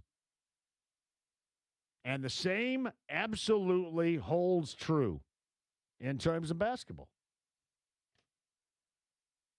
Matty Matt says, JMV, most hated, not sure. Most hunted, definitely. Oh, I think it's most hated. I think it is. There's not one person in the South right now. Hey, pick a fan base. Pick a fan base in the Big Ten. And the coaches are saying all the right things. You say the things you have to say in that forum. But fan base-wise, and oftentimes, too, we know this, when you are constantly talked about, constantly referenced, there comes a point to where, and this is like twofold for IU in the football program, because you go from so talked about, constantly referenced, where you wear everybody out. That's one thing. But then on the other hand, you don't really like where this era of college athletics is, and you just firmly believe the only reason why they're the national champions and defending that is because of the situation that you believe is manufactured. And that's why I always have to explain, beyond the monetary effect and the advantage that you clearly have there, you always have to bear in mind the selection process is the most important. Because if you blank that up, you blank up the works. And no doubt about that. And then that is all she wrote. See, one of these days, you have to figure with NIL money and the monetary resources that you have, if you're a program, for example, and you don't live up to expectations, and I think we all understand what these expectations are today, it is basically win or you're a loser. It's so Ricky Bobby. But if you don't live up to those expectations, how long can you count on those resources monetarily to maintain? How long can you count on that? And there are a lot of institutions out there, a lot of programs that have yet had to deal with it, but believe me, they will. At some point, you're going to have to deal with that. How long will people continue to give money hand over fist if things don't work? Jeremiah writes this: I don't think they're the most hated. A new fame for IU doesn't take the number one spot, Alabama, Michigan, Ohio State. See, but that's the angle that you have right here. And while I don't disagree about it around here, I'm viewing the entire United States, all of college football in that scope. Around here, everybody, the SEC sucks, and you hate Alabama, and you hate Georgia, and you don't like Michigan. Yeah, so what about their new head coach? Ohio State's still Ohio State. You don't like them. That's around here. But nationally, what? IU? Oh, and IU stormed into the club by virtue of having resources and being smart about the football program in 2 years. And then, oh, by the way, you also have a coach that has backed up absolutely everything that he has said, all that he has maintained so far. You know how much of a rarity that is? And then you have what? Then you have people sitting around and waiting. You have your biggest enemy sitting around and waiting for something to get screwed up. For a loss, for goodness sake. You got a 2-loss program in 2 years. You sit around and you wait for something bad to happen. To me, that's always going to be the ultimate side. JMV, what I liked was during Curt Cignetti's press conference, he said, we didn't give anybody the money. They earned the NIL money. And all this is incredibly savvy dialogue. There's a lot you got to work with today. That is very savvy dialogue. And you earn it. There's really only one way out of this. I mean, you earn it if you want it. Think about this. In 2 years, this football program goes to, a 2-loss team, and you lose to Notre Dame. You make it to the college football playoff, and everybody's going crazy, and that's great. And then everybody thought, well, yeah, that's going to be it. And then you push that to an unbeaten season and win a national title. And while everybody's going to maintain, all the naysayers maintain that the regular season, well, look at the schedule. But what you had to navigate come playoff time, that was intense. You had to beat Alabama, a blue blood. You had to beat Oregon, a team that you beat on their home turf early in the season, again in the Peach Bowl. And then you had to play Miami in their home stadium. I mean, what else can you ask for? What else do you want? You want somebody else out there? Okay, so this doesn't satisfy you, so you tell me what they have to do to prove it. And again, all of that dialogue ends up wearing people out. Thus, my opinion as the most hated out there because of a couple of different situations. Because they're the most talked about now. If you think about the past, it has always been, the Georgias, the Alabamas, the Floridas, the LSUs, the Tennessees from the SEC, and all of a sudden you got somebody infiltrating. Now, I love it. I think it's great. And again, if that's where we're going to live in college athletics, you may not like it, then that's fine. But if that's where we're going to live, you just have to look at that program as doing it the best way you possibly can to get the results and the results that matter. All right, we can discuss that. We will with Zach Osterman coming up at the bottom of the hour. He's going to be live in Chicago for us of the Indianapolis Star. We'll talk about Curt Cignetti, the rest of the Big Ten, the expectations this year, all that was said in Chicago over the past couple of days. Zach Osterman joins us coming up at the bottom of the hour. Mike Chappell of CBS 4 and Fox 59. He joins us coming up at 5. So a couple of different things here, too. Wide receiving core. Daniel Jones still looks good. Got picked. I know we're doing the whole play-by-play thing at camp, up at Drop Light in Westfield at Grant Park, but that can wear you out a little bit. Now, we'll talk to Mike about the day that Daniel Jones had, about the past couple of days, and, again, very early in the process, what you like. Fever coming up tomorrow night, the Fever game 2 of 3, in fact. That is on the road in Portland coming up tomorrow night. And the Fever and the Fire. Now, I will say this.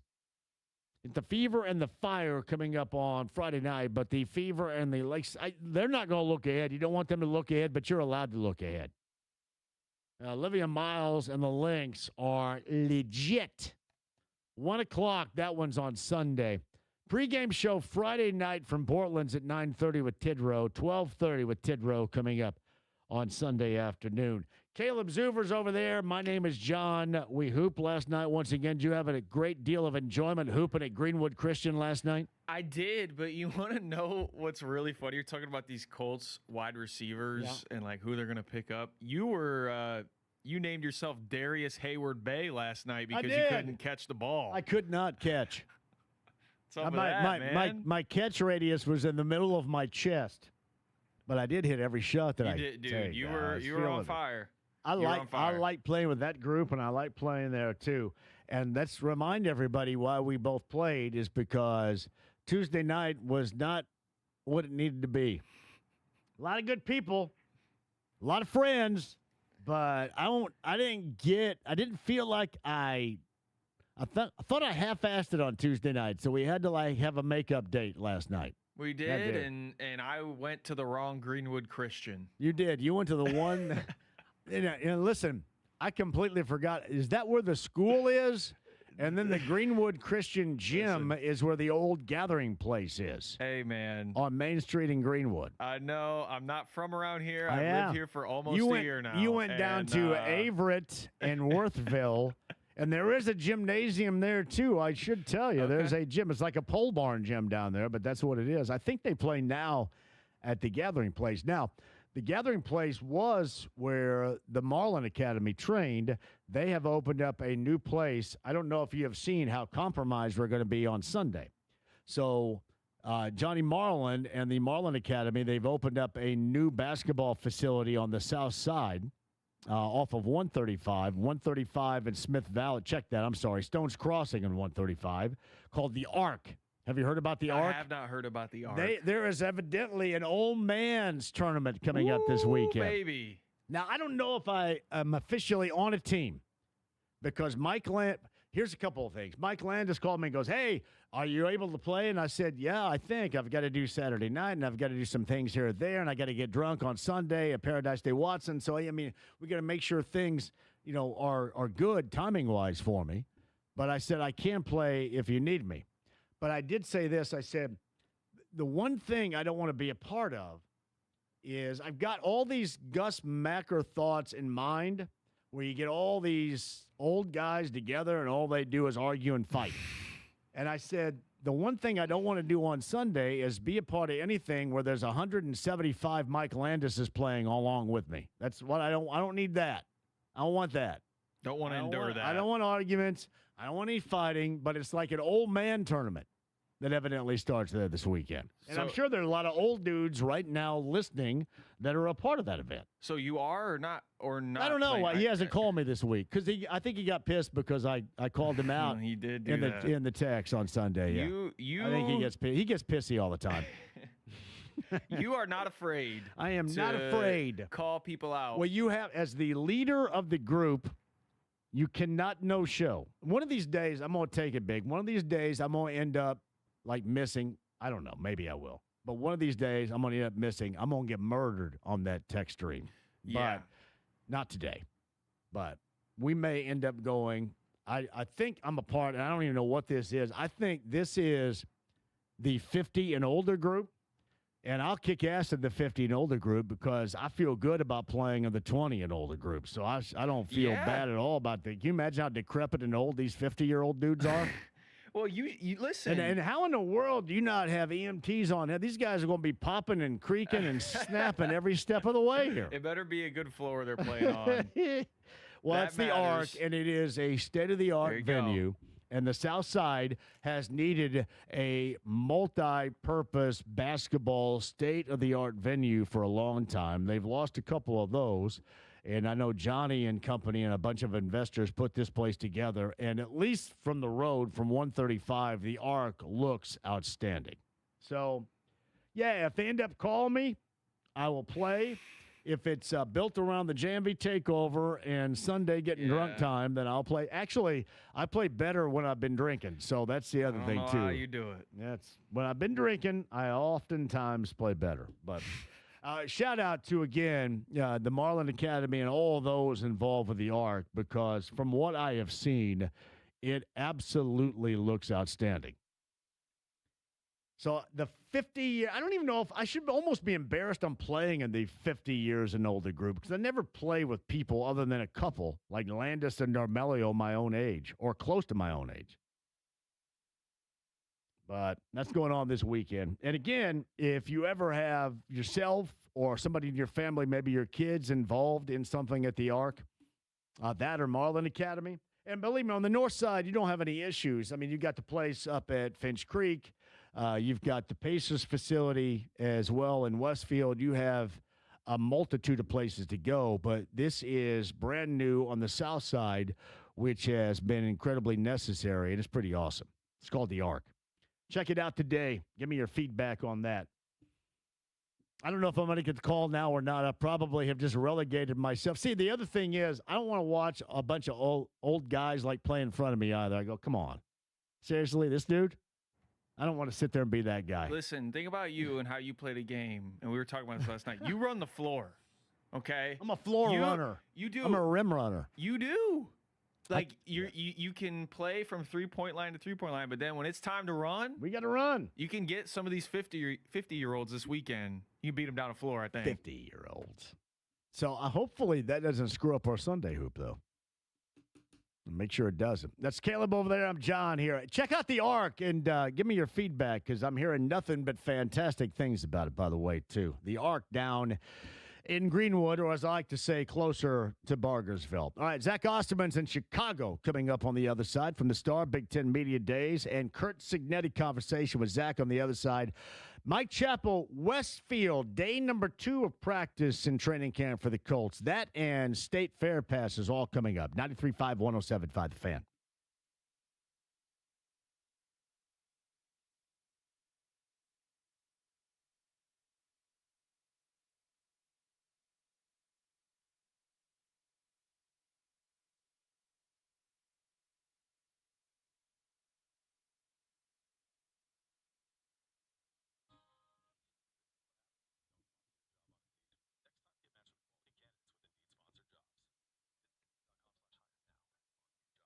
Hey, John, for the best in realty, Mark Dito Realty. I want to advise you of this. Even right now, if you're not looking for an upgrade in property, a bigger house, or maybe even downsizing, because now is the time where it gets real. You have kids that are going off to college, And you just come to the realization that you don't need all the room you once did. Even if you don't need the best in realty right now, write this number down, 317-755-4232. Remember how you can track down Mark Dietel. MarkDietel.com, Mark DIETEL.com today, because at some point, I promise you, you will. And especially if you do right now, Mark Dietel is the only real estate expert I trust and recommend with the sale of my home. Mark Dietel guarantees your home sold at a mutually agreed upon price and deadline, or he will buy it. Pick your move date. There are no long-term contracts. You can cancel at any time. It's Mark Dietel Realty, 317-755-4232. That's MarkDietel.com, Mark DIETEL.com today.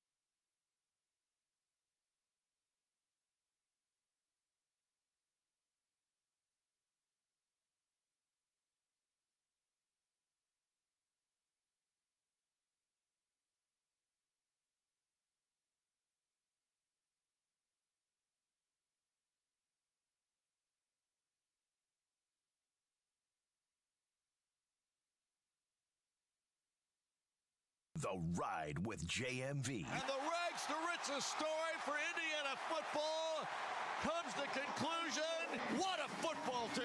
93.5 and 107.5. The Fan. That is our friend Don Fisher right there, the voice of the Hoosiers. It's been a long time since Don and I and Susie have been together.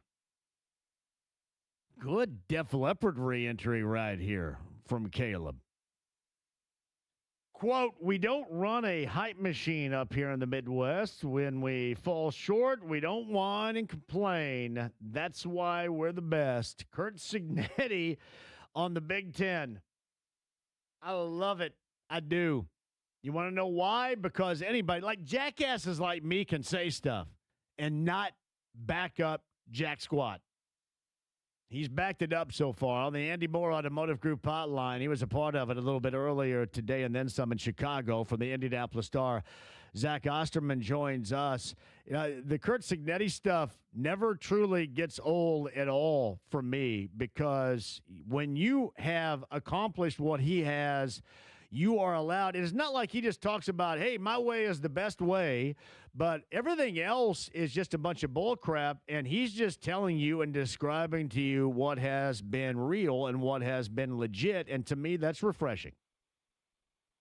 Yeah, and I think, I mean, it's been an interesting evolution to think about these three sort of media days appearances that he's had with the Big Ten. The first one, I think everybody just kind of showed up wondering what crazy thing he'd say next. That was the word he used at his first meet. I think his direct quote was something like, I know you're all waiting for me to get up here and say something crazy. Last year, there was maybe kind of almost a mix of that, what you're talking about, because there was sort of this respect for what he'd done in 2024. But Indiana was also such a polarizing program. If you think back to last summer when we talked about the way they performed against Ohio State and Notre Dame, when we talked about kind of how the SEC had decided to go to war against Indiana's scheduling philosophy specifically. This time around, it was just very much sort of, hey, he's the master of this particular universe. And I don't think he's ever someone who's going to be comfortable being a statesman. I don't think he wants to get up there and set agendas and make sweeping statements about sort of the future of college football and things like that. But, there was nobody sort of trying to do anything except sort of feed what Indiana and obviously by extension Cignetti have accomplished over the last 2 years. This time around, it was just a widespread acknowledgement that Indiana is one of the big boys in the conference now. Zach Osterman of the Stars in Chicago on the Andy Moore Automotive Group hotline. You mentioned he does not want to be a statesman in all this, but has he positioned himself with his incredible level of success that's going to be his only choice here moving forward? To a certain extent, yes. I mean, listen, you don't have to have the you don't have to give the answer if you don't want to, and he'll still have fun sometimes, like when he took what felt like a maybe, thinly veiled shot at the SEC there at the end of his comments at the podium and things like that. But, in the same breath, he got some sort of bigger picture future of college sports questions during his breakout session. And he said what he's often said, which is that, some version of basically just that's above my pay grade. Just tell me what the rules are and I'll find a way to win, within them or without, while abiding by them. He's not. He's going to get more of those questions. What do you think about the congressional legislation or the future of, NIL and revenue sharing or whatever? And sometimes, I think where he does engage with that stuff is on kind of a day-to-day level. Like if you ask him about why and how he handles his roster the way he does, he doesn't have a GM. He does a lot of the numbers himself and things like that. But he doesn't want to be someone who I think is. I could not imagine a world where you see Curt Cignetti in front of a congressional hearing, for example, like his former boss. I just don't think that is part of his makeup as a coach, and I don't think you'd ever see him in that vein. I think he would always just sort of say, "Listen, you just kind of tell me what the parameters are, and I'll find a way to win. That's my job as a football coach." Ken, is it easy to see that he and his former boss don't like one another, or is that because they don't look like they like one another? And listen, have you ever found out the reason why? Is it the success right now? Is it the new era, the new landscape of college athletics, or is it's something else? Because I'm not necessarily believing that started with Cignetti, but it seems like it did with Saban. Is there anything more behind that? I don't know that I'd go so far as to say they don't like each other. I would say two things. Number one, they are very similar personalities, and sometimes that can lead to, to not want to say clashes, but friction and things like that. But number two, I dealt with this when Tom Crean was the head coach at Indiana, and we would always ask about Tom Izzo and things. I think sometimes coaches get sort of uncomfortable being attached to just one coach, if that makes sense, in sort of their path. Was that like Knight and Krzyzewski kind of stuff there working? Well, I think like Tom Crean always wanted, you'd ask about Tom Izzo, and I know Tom, it's always hard to have this conversation because I'd say things like, I know Tom had immense respect for Tom.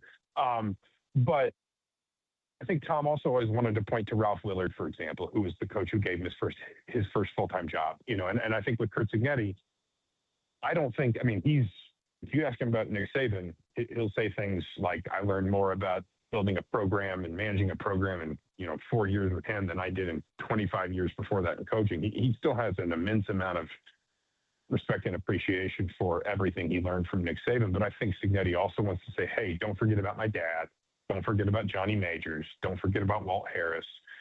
That it's really easy to I think sometimes coaches, when they do have someone like that in their history, it's really easy to sort of pigeonhole them and say, well, he's just he only belongs on that guy's coaching tree, right? He's a Nick Saban disciple. And I think Cignetti is someone who values, I know he does because I've had these conversations with him. I know others have too. He values what he got out of his experiences with a number of different head coaches. And I don't think he's comfortable with the idea that you sort of push all those to one side just because he did happen to work for one who was just so exceptionally successful. It's sort of the same. It's the same mentality in a different way as when you ask him about 2025, and he'll be quick in certain situations to tell you that he doesn't think the 2024 team gets nearly enough credit for just what's happened in Indiana over the last 2 years.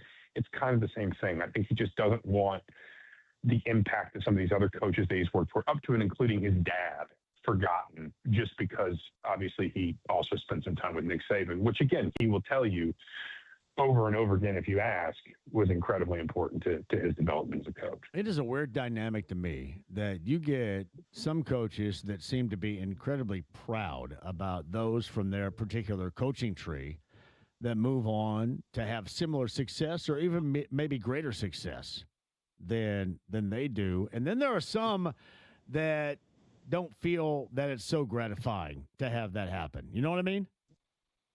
Yeah, and again, I think if there's, and I don't know Saban as well as I've kind of got to know Cignetti over the last couple of years, but I think there's also a little bit, if you want to talk about the way both of those guys are wired, I think there's maybe a little bit of an element of it's not like you have animosity toward the guy once he leaves, or you're not happy for his success or whatever, but you're just sort of wired to always be worried about what's next.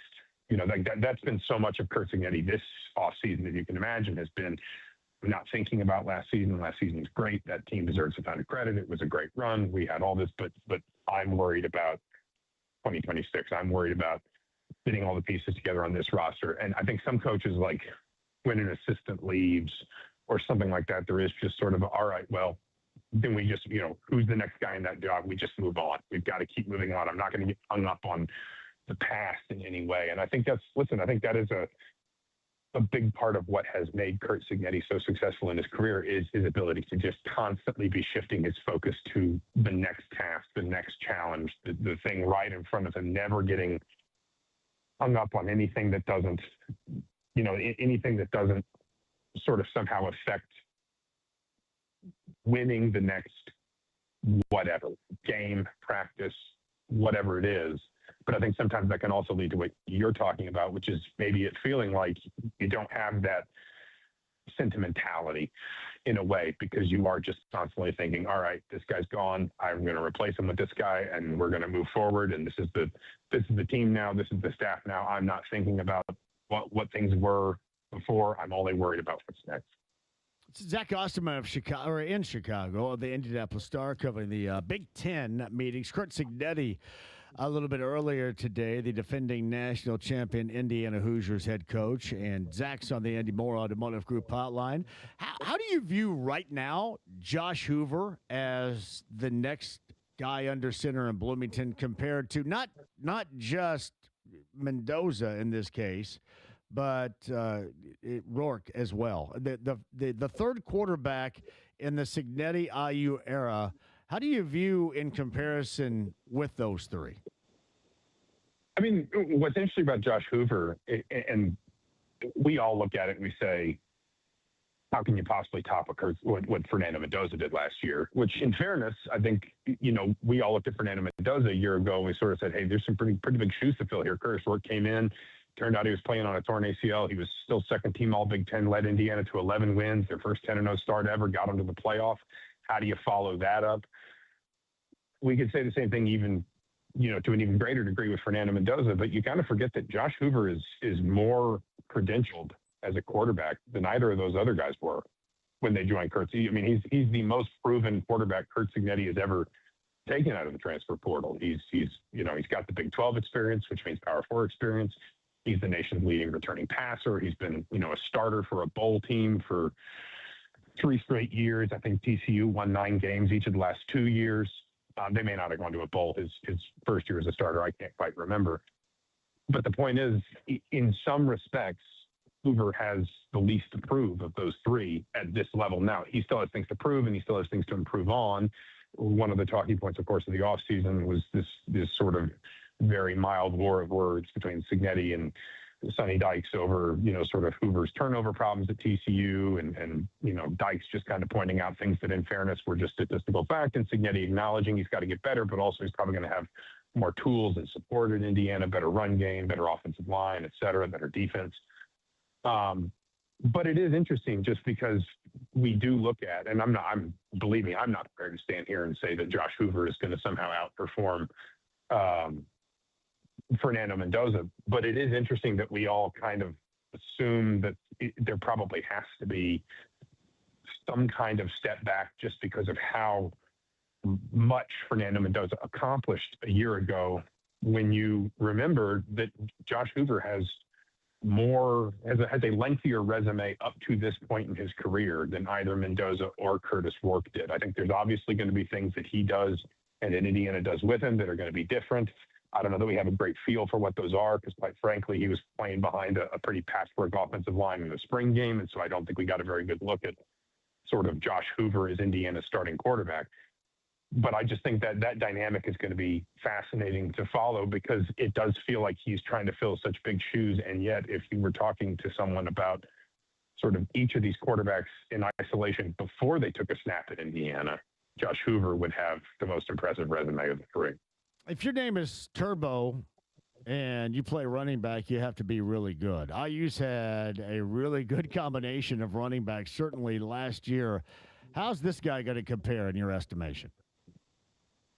I think you're still going to see, first of all, the staff clearly likes him a lot. And again, you want to talk about, I know it's coming from Boston College, but that is still Power 4 experience, been very productive over the last 2 years, particularly last season.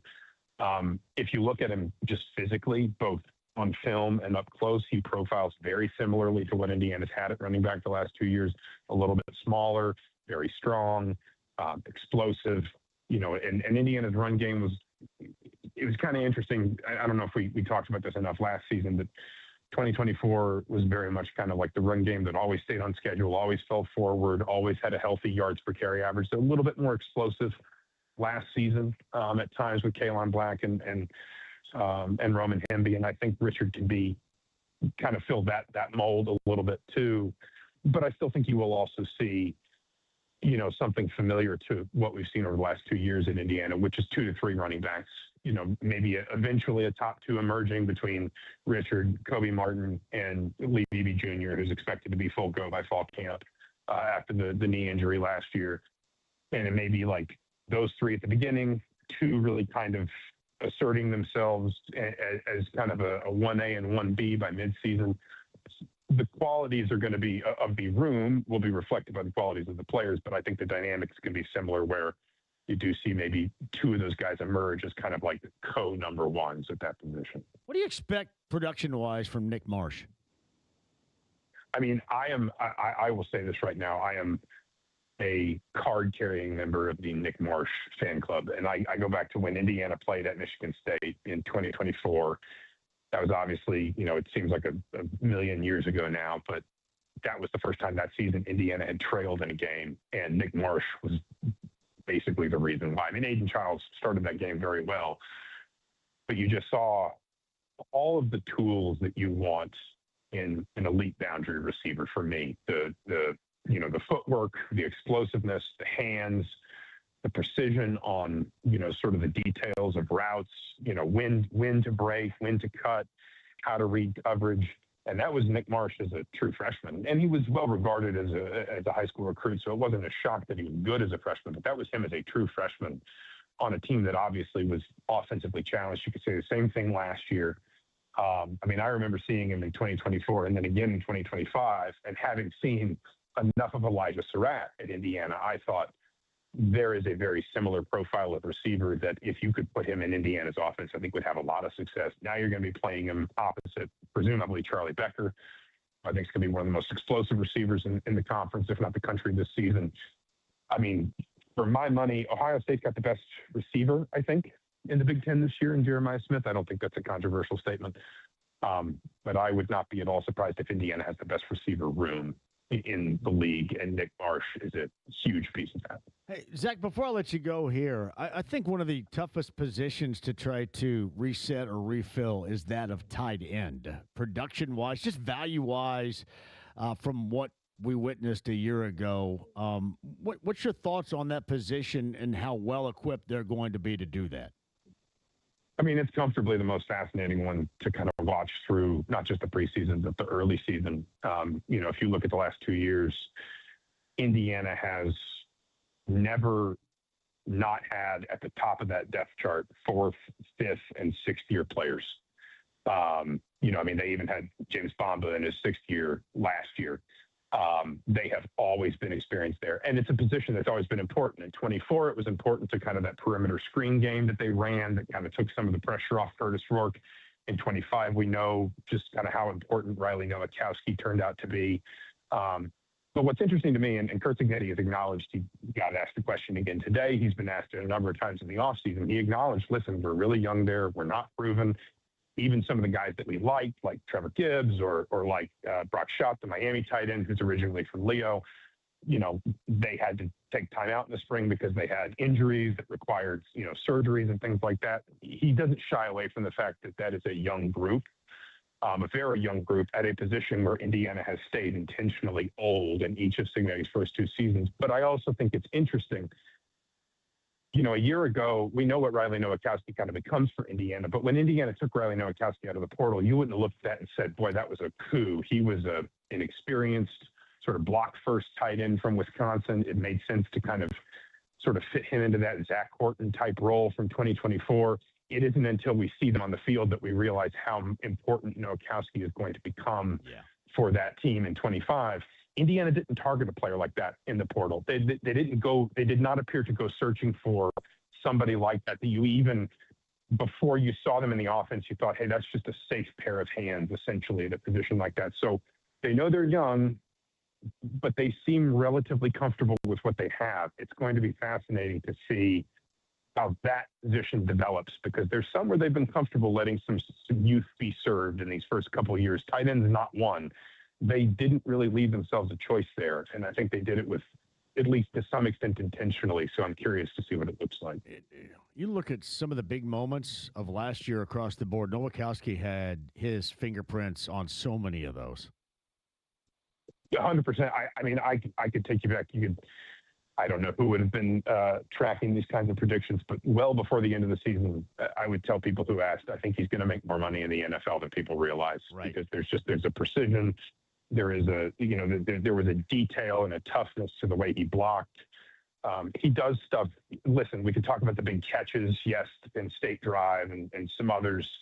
He has a couple big moments in the playoff. He has, of course, the touchdown run against Miami. But he is the sort of player that does the little things, whether it's in blocking, whether it's in special teams, whatever it is, that keep a player on NFL rosters a lot longer. And you look around and you say, wow, I didn't realize he'd been in the league 8 years, like that kind of thing. He is going to be, I think anyway, and I know he's an older pro already, but I think he is someone that could genuinely enjoy a much more lucrative and extensive NFL career than maybe people appreciate it, because he is just such a detailed player. In addition to, as you said, having some really big moments in the passing games the season we're on. I saw this yesterday. Tristan Abram, did he get in the transfer portal? I know he's deep in the depth chart, defensively speaking. Did he go in the transfer portal, as I read yesterday? Yeah, he was one of the higher-ranked linemen in the first full signing class. Didn't play last year. He's in the portal. Obviously, that's sort of like that's at least a little bit sort of, a formality right now, because the portal window is not going to be open until December and all that. But, that's, I think you just kind of have to make peace with the reality that some guys aren't going to stick around to develop as long as you might hope you can get them for. Hey, well done, man. Thank you very much for the checkup. That is good stuff, as always. Zach Osterman of the Star in Chicago with the media day with the Big Ten. We'll get more in depth on all the Big Ten, but that's good stuff today, Zach. I appreciate you, pal.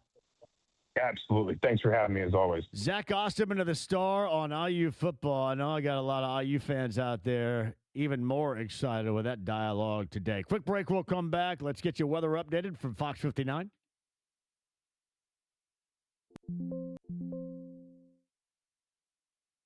Humidity is returning soon. Partly cloudy skies overnight, a warmer night at 65 degrees, but cloud cover begins to increase on Friday. That will lead to some scattered showers and eventually some thunderstorms late. A warm day climbing back into the mid to upper 80s. Looks like scattered showers and thunder showers will be on again, off again on Saturday. I'm Fox 59 Chief Meteorologist Brian Wilkes for The Fan.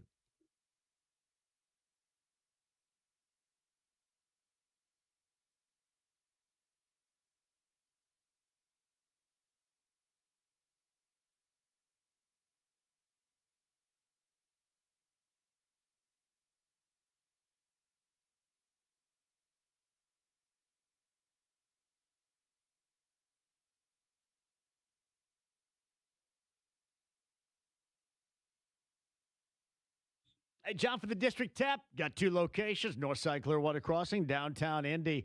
Damn good food, happy hour specials, live music you're going to find there too. TVs everywhere, which means essential entertainment. That's what you're looking for. My man Michael has everything going at destination locations downtown, the District Tap, and on the north side of Clearwater Crossing. Ask about that live music, the happy hour specials. Ask about the event space and the catering for your private events. You can find out online, thedistricttap.com.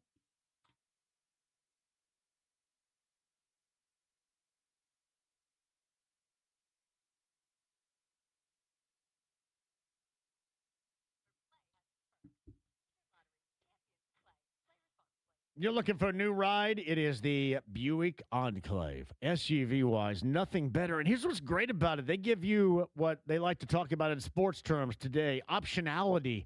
It's Eric Wilson and Andy Moore Buick GMC 131st and State Road 37 in Fishers with the inventory and the price range. They have different styles of the Buick Enclave ready to roll right now. And the incentives to buy, which is a big old fat coupon of savings for you as well. And the essential service after the sale. It's one-stop, hassle-free shopping in one place.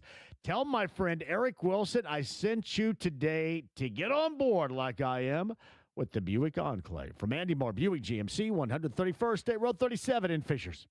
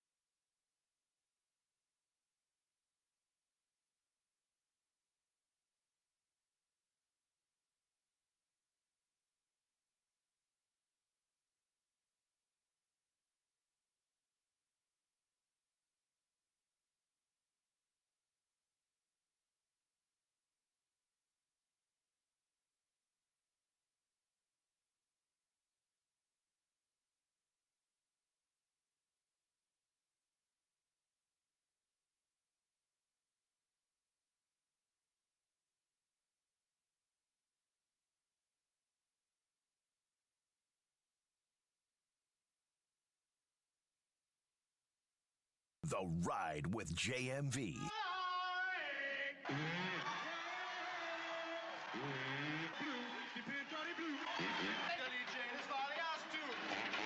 .93.5 and 107.5. The Fan. Oh, New Bomb Turk, when you fart the song, it's awesome.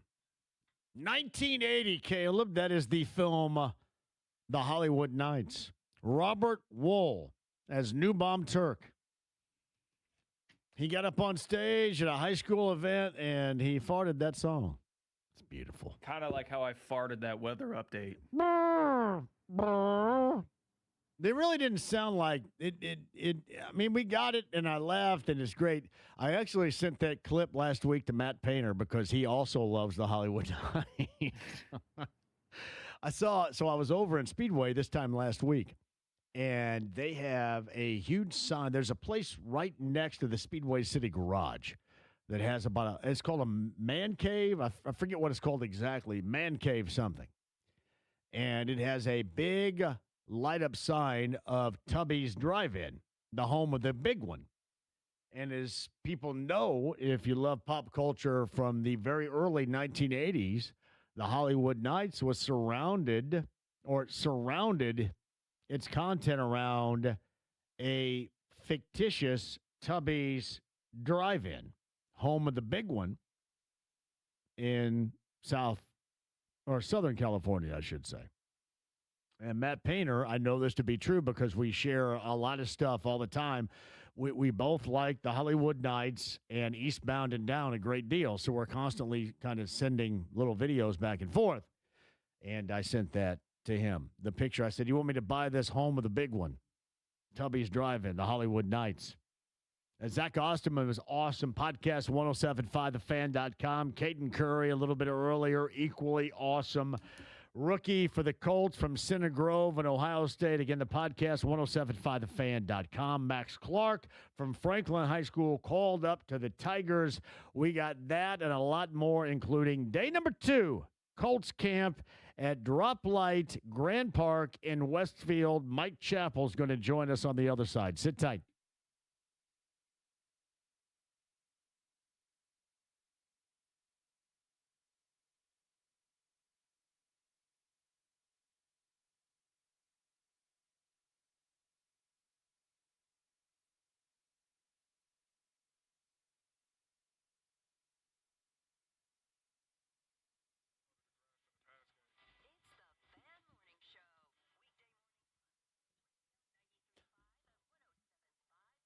That is Big Red Liquors, the home and the power of the JMV Takeover every Saturday night on B105.7, the All Request Saturday night. And having set up for you the rest of the week and the weekend, especially if you're throwing a gig, that is your stop at Big Red Liquors. In fact, I was in there last night. Friends of mine wanted me to look into something called, have you guys had the Monaco yet? I went into Big Red Liquors right after we played hoop over there off of Main Street in Greenwood, the Big Red Liquors location, and got a couple of cans of Monaco.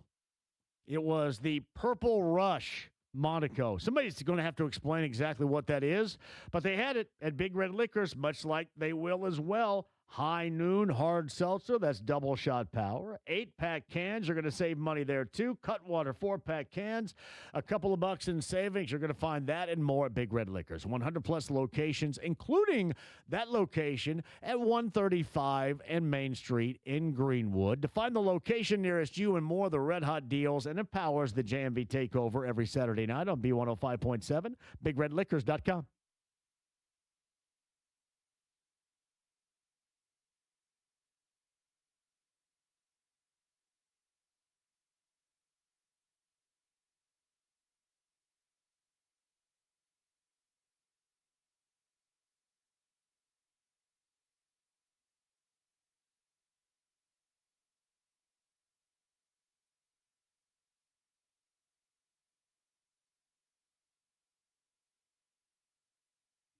All right, Connecticut Water Systems.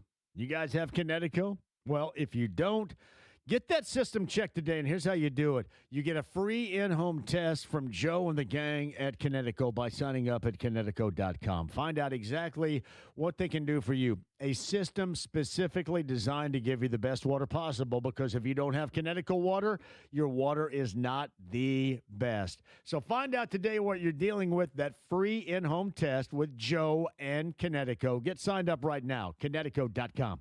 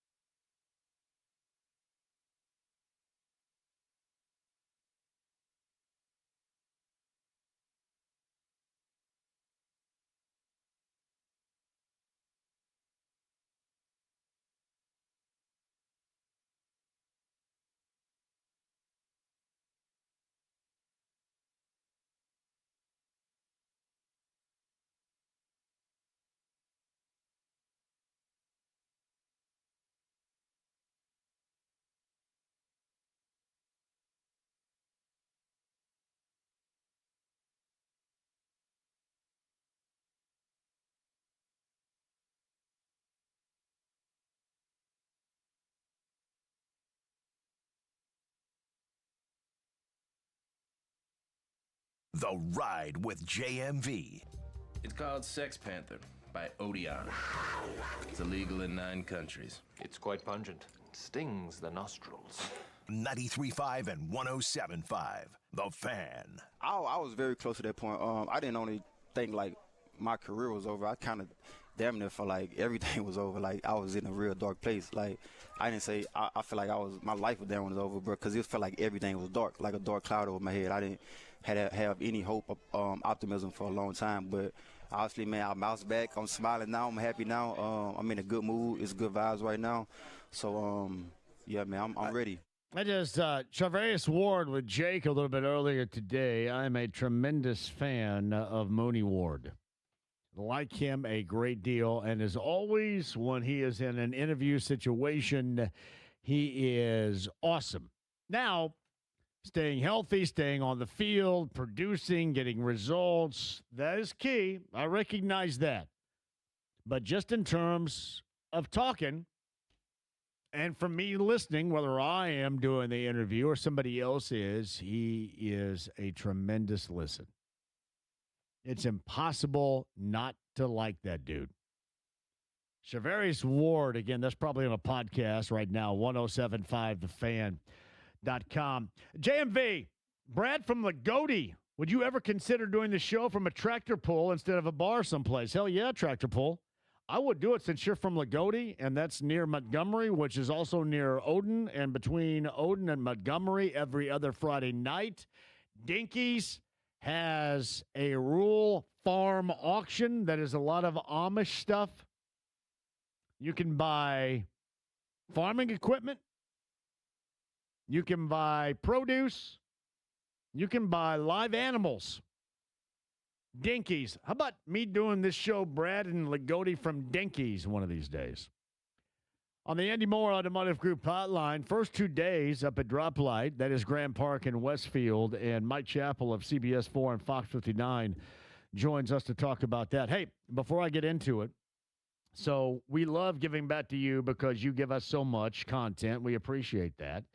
My friend Steve Girardi got a hold of me and wanted to know if you'd be interested in hitting up one of these fantastic shows coming up in the next couple of Fridays up at Conner Prairie in Symphony on the Prairie. And the first one is August the 7th, which is a week from tomorrow. That is the Fab Four. It's a Beatles tribute, which my daughter Lainey is a big Beatles fan. She's going to attend. And the second is August the 14th on a Friday, Hollywood Nights, which is a Bob Seger tribute band, all at Conner Prairie. An awesome experience. Would you like to go to either? I've been there. I saw the Beatles several years ago. It's an unbelievable show. I'm in Canton that day, so that won't work. The Hall of Fame's next weekend with Vinatieri. I'd be interested in the 14th with Bob Seger. Yeah. I saw him at Gamebridge. Gosh, it's been 4 or 5 years ago, and it was outstanding. So sure, I think the Colts might be off that day. I'm not sure, but let me. I'll tell you what. I'll get in touch with Steve, and we'll set this up and make sure that you get up there on the 14th. You know how to find me, so just I will. Yeah, still in. Yeah, it's cool. I got your back. Yeah, I think actually it wasn't you. It may have been, and this was a different venue. I think Lainey saw the Fab Four. Was it last year? She sat next to Bill Benner in the front row, I think, at the State Fair. What I saw was called the Magical Mystery Tour or something like that. Right. And it was. I mean, these are obviously actors and all this, but gosh darn, they were good. And I'm a Beatles guy. When the Colts were in, when the Colts were in London in 16, I think it was, or 17, the years run together, with the wife. We went to Abbey Road, and I've got a picture of me crossing the road like the Abbey Road album. So I'm a nerd.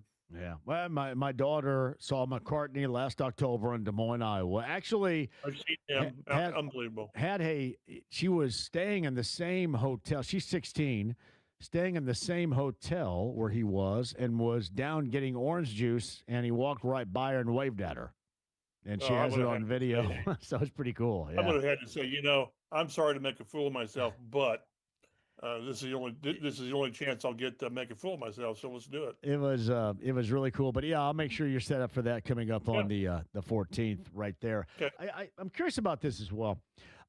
We had conversation yesterday, Kevin Bowen and I, about this, and the Colts have a lot of money to spend if they wanted to.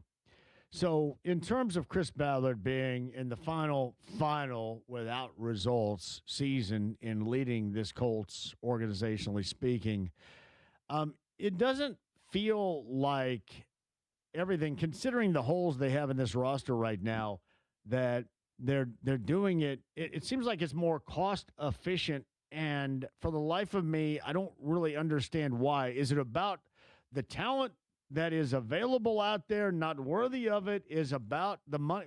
Why have they not gone more in certain situations, like wide receiver, for example, which they're going to have to?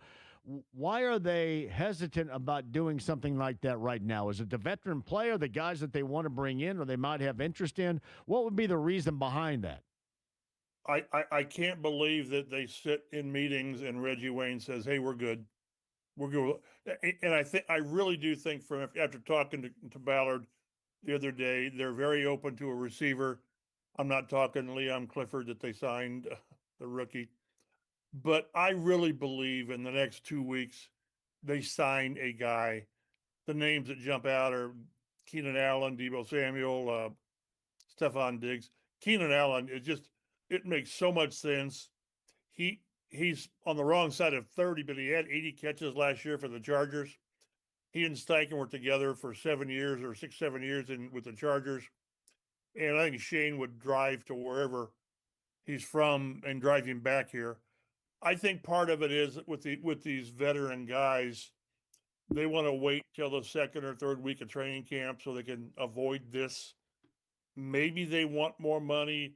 I just don't see a veteran free agent getting much more than the 3, 4, 5 million that these guys get. I'm not talking about Chris Olave with what the lottery he just hit, but so I think it's a timing.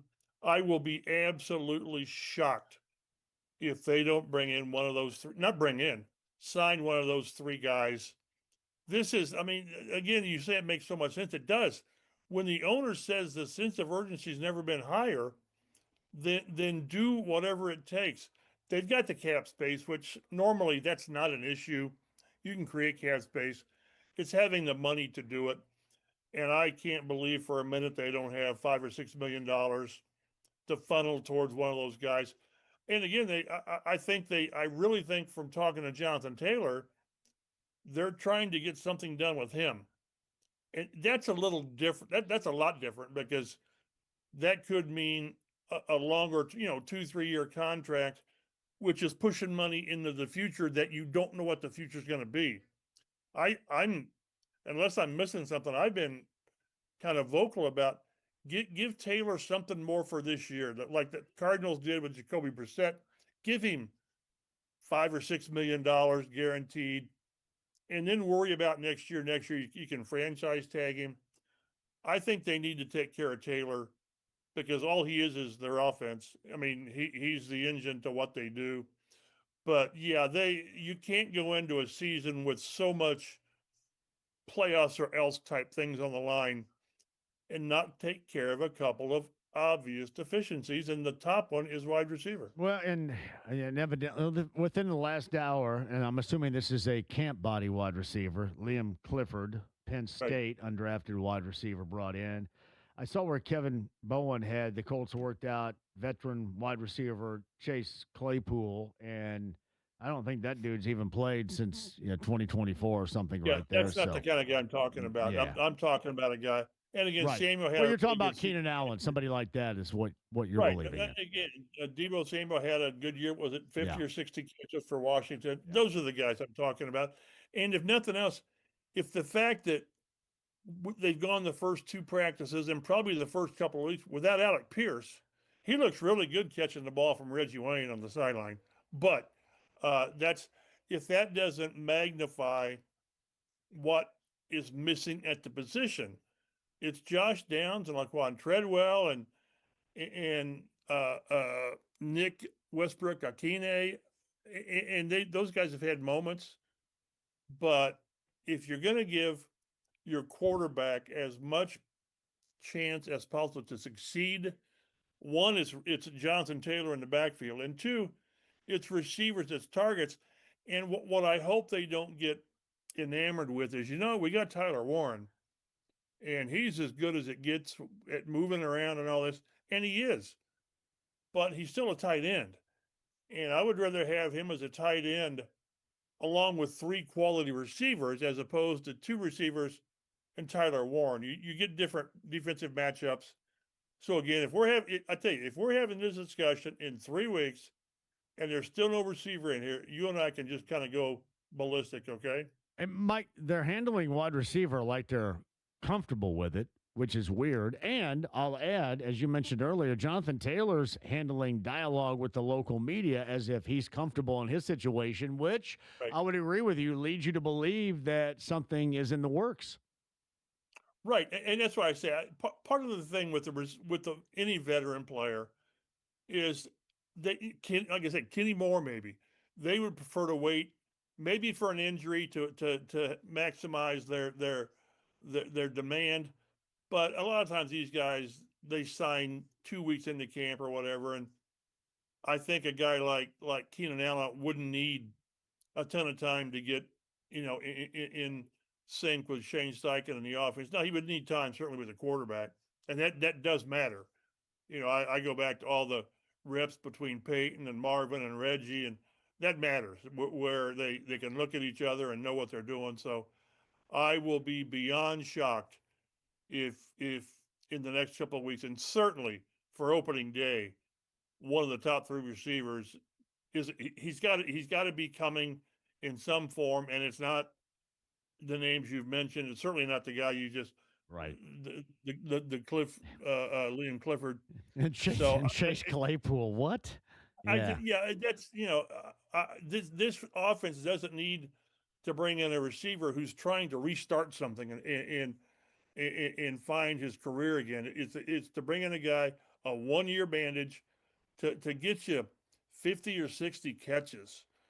And because minus that, I just don't see, because when you don't have that third receiver, all of a sudden you're pushing everybody up. All of a sudden Ashton Doolin is a 3, and he's never had more than 22 targets in a season because you've had guys in front of him.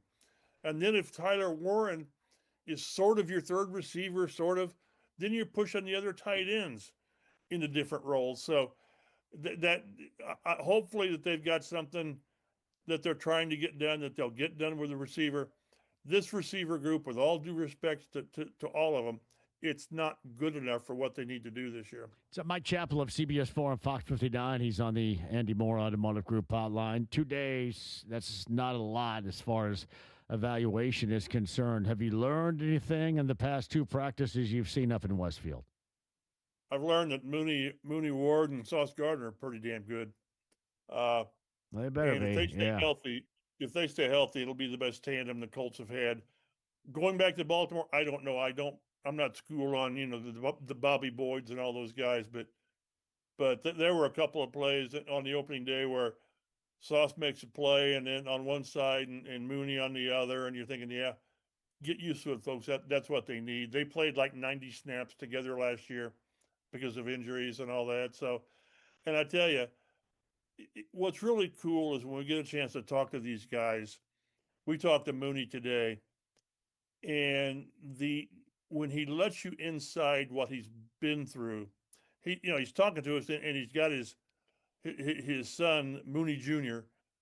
In his arm, and he just pours out what he's been through, losing the daughter, and all that. And it took him a couple of years. I've been there. It takes you a while to get over the loss of a child.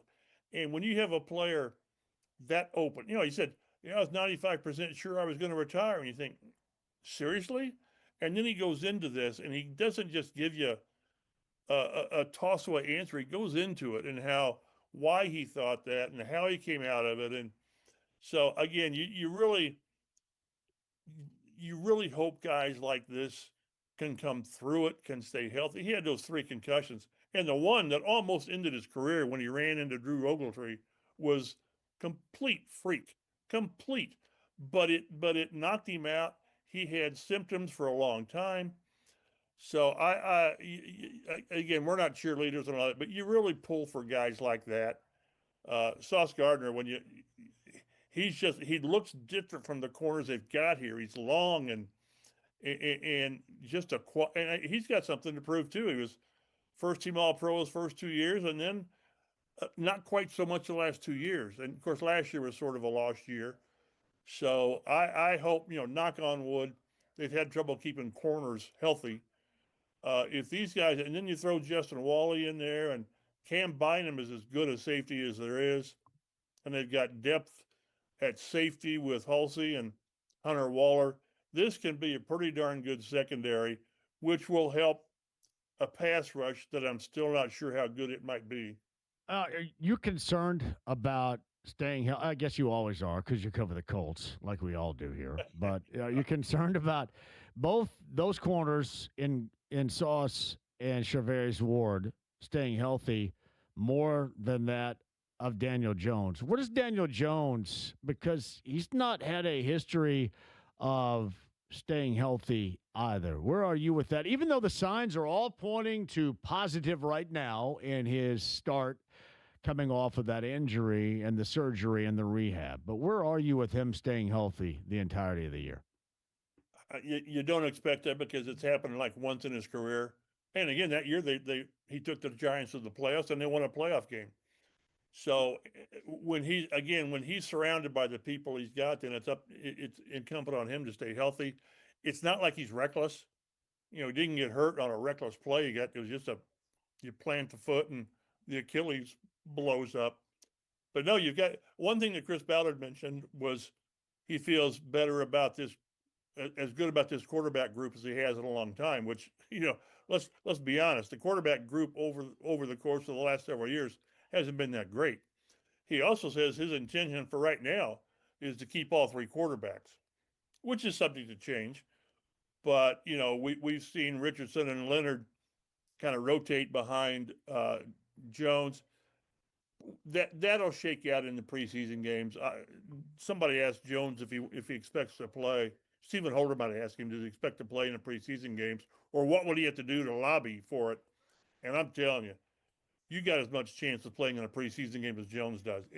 I will be stunned if he plays. He'll get plenty of good work in those joint practices with the Patriots and the Falcons, but they don't want to take a chance on him being out there and doing his job and something breaks down and all of a sudden somebody comes off the edge trying to prove something and blows him up or whatever. So I think the first time we see him on the field playing a game is in the opener, but that's going to give Richardson and Leonard plenty of reps to sort that out. Maybe Richardson proved that he's kind of got his act together and maybe it would stir up a trade interest more. But if a team had wanted Richardson in a trade, I just think they would have done it by now. And the fact that he's going to be paid the $4 million roster bonus in the next few days by the Colts, if you really wanted Richardson, I just think you would have done it by now. So they'll probably carry these three into the season, and they'll probably need at least two of them. Who would they go to first? I don't know. I tell you, I'm convinced that if they had a healthy Richardson last year, then it's playoffs. He would have found a way to win a couple of games. I think if you keep that's going to happen. Listen, yeah, we follow the Colts. It's going to happen. I just think if Richardson's on the roster, he needs to be your backup. If not, what's he doing here? I realize he would impede the progress of Leonard, but right now this team's in win now mode, and I just think for all of it's crazy. I've been on record as saying I think they're better off parting ways just for both sides. I went back and looked. He's thrown like 350 passes in 3 years. 49 quarterbacks have thrown that over these last 3 years. He's number 49 with a 50% completion percentage. Number 48 is Jameis Winston at like 59%. So that's the gap from efficiency. But then he gives you so much possibility on explosive plays and creating things. So I think if push comes to shove, Richardson is a guy that will be and probably needs to be the backup guy. Although the thing is, he's totally different from what Jones is. So all of a sudden, Shane's having to restructure the offense, whereas you do go with Leonard, you don't have to. It's not an easy decision, but if you're going to have Richardson here, make him the number 2 and have him ready to play. I had Caden Curry on a little bit earlier today. I like Caden Curry a great deal, and obviously he's from CG. I like that too. Do you have any expectations at all, or is it going to be representative of a 6-round selection? What would you, I guess, at the lowest of levels, what would you expect, and maybe even elevating that at higher levels, what you would expect? Special teams make an impact there. And then you'll get reps. I don't know. It's hard to put a number on it. 10 reps a games sounds kind of high. I don't know, but make an impact. Make a couple of plays, and then and that's how you earn, instead of 10 reps, 15 reps or 20 reps. And they need to find a pass rush beyond Latu and maybe Arden Key, and I don't know right now who that is. They've got to get DeForest Buckner back. They can't play defense very well without him. But there'll be chances. But this will maybe it'll be a little bit like Robert Mathis when he came in as, what was he, a 5th rounder? And the first year he really was a special teams guy, and then he turned into a heck of a lot more. I'm not saying Curry's going to be that at all, but I think it'll be special teams and then hit and miss with some snaps here and there. But if you can get to the quarterback, they will find a way to get you on the field. I can still remember with Mathis, they thought about making him a linebacker to get him on the field more, and then they said, no, he's a pass rusher. So if you can get to the quarterback, they'll find a way to get you reps in a game. All right, Schrader or Groupie? Who you got? I'm going with Groupie, I guess, because he's the one not coming back. I'm a groupie of Groupie. Well, again, I would side with the guy not coming back from a serious knee injury to my kicking leg. Yeah. Was his kicking leg or his playing, whichever. So, and again, it's kind of crazy. I need to double check, but I think Groupie ended up leading the NFL in missed field goals last year. And that's by not missing one here. That's how bad it was in New Orleans before he got here and got with Brian Mason and a quality snapper and a holder. So, yeah, and it's funny. I was talking to Brian Mason today. I said, and you're right. That was kicking. That was ACL and MCL kicking a leg, right, for Schrader. Right. Yeah. With his kicking leg, okay. But I said, I've never been around a guy in all my years here that's been as small as Blake Groupie. I said, you see him in the locker room, you think he's one of the equipment guys. But I tell you, it's all about leverage and mechanics, and I just think you probably go with a health with a guy that's proven it, and it'll be a tough decision. Whoever they cut will be kicking for somebody this year, and it's kind of hard. They try to kick 3 times a week, but again, Schrader he was headed towards whatever last year. I think he was a player of the month, player of the week, player of the month, whatever it was, and then he gets blown up on that attempt. So. I'm pulling for Schrader. I'm a local guy and all that, but you got to kind of be in favor of, if you're betting on the guy not coming back from a knee injury. I'm going to nickname Groupie Lucky because he looks like Lucky from Lucky Charms. He's just a little guy, but boy, I tell you, he's magically delicious. When you don't miss as a kicker, you're doing something pretty good. Yeah, I listen, I probably shouldn't, but I proclaimed him, I think after that 60-yarder in Seattle, I'm a groupie. And then, of course, the Colts do what the Colts did and end up losing the game. But after that 60-yarder. That's one of the most perfect game plans ever devised, offensively and defensively, against the team that was going to win the Super Bowl. You should have beat him with the guy that was on his couch a few weeks prior, and it 18, was it 18, 16, whatever? Yeah, the guy could kick 6 field goals. One of the most premier total game plans, and it just quite wasn't enough. Phillip Rivers. That's incredible. I can't believe. I know. Do you ever have a hard time believing that Phillip Rivers quarterbacked here last year? I know. Well, and again, if Richardson's healthy, that doesn't happen and things change. But yeah, it was a cool story, sort of. But for all the bad, all the wrong reasons. All the wrong reasons, yeah. But I love being around Phillip Rivers. He's a great guy, and he's a wealth of knowledge. But we don't need an Act 3 of Phillip Rivers, okay? All right, in closing here, Mike, Keenan Allen, Deebo Samuel, Stephon Diggs, of those 3 veterans that would be available, who would you go with? Keenan Allen. We were always connecting dots on free agents, and this one makes unless he wants to go back to the Chargers and he's waiting for something, but it makes too much sense. So get him in here in a couple of weeks and let him get his 50 or 60 ball. He could step. I remember asking Reggie Wayne one time, who do you compare Michael Pittman to? He said Keenan Allen. So bring Keenan Allen in, let him do Pittman stuff on the outside on the left, and then everybody else can do what they do, more from Pierce. But until you get that third guy, that free agent guy, it's just you got guys doing things they're either not used to, maybe not capable of. That free agent guy can do so much to putting people in the right place. All right, I'm going to send Steve your number. He's going to reach out to you and set you up for the 14th, okay? If I can make it, I will. We appreciate you, pal, as always. Know that to be true. And Pete, I guess somebody's offended because I referenced Groupie as magically delicious, which does sound weird. I would agree. So, yeah, it's all about Lucky Charms and the cereal. You say a lot more to be offended with than that. Yeah, there's no doubt. I try to on a daily basis. Thank you, brother. I appreciate you. You well, buddy. It's Mike Chappell of CBS 4 and Fox 59. Shout out to Steve. Thank you very much. Connor Prairie, Symphony on the Prairie.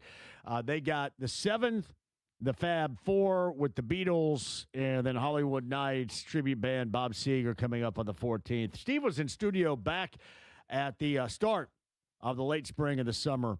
Does a great job with that, certainly, and we appreciate it. Mike is essential personnel with us, really all 3 shows, and we want to thank him for doing what he always does. All right, we have State Fair passes coming up before the top of the hour. No extra time tonight, correct?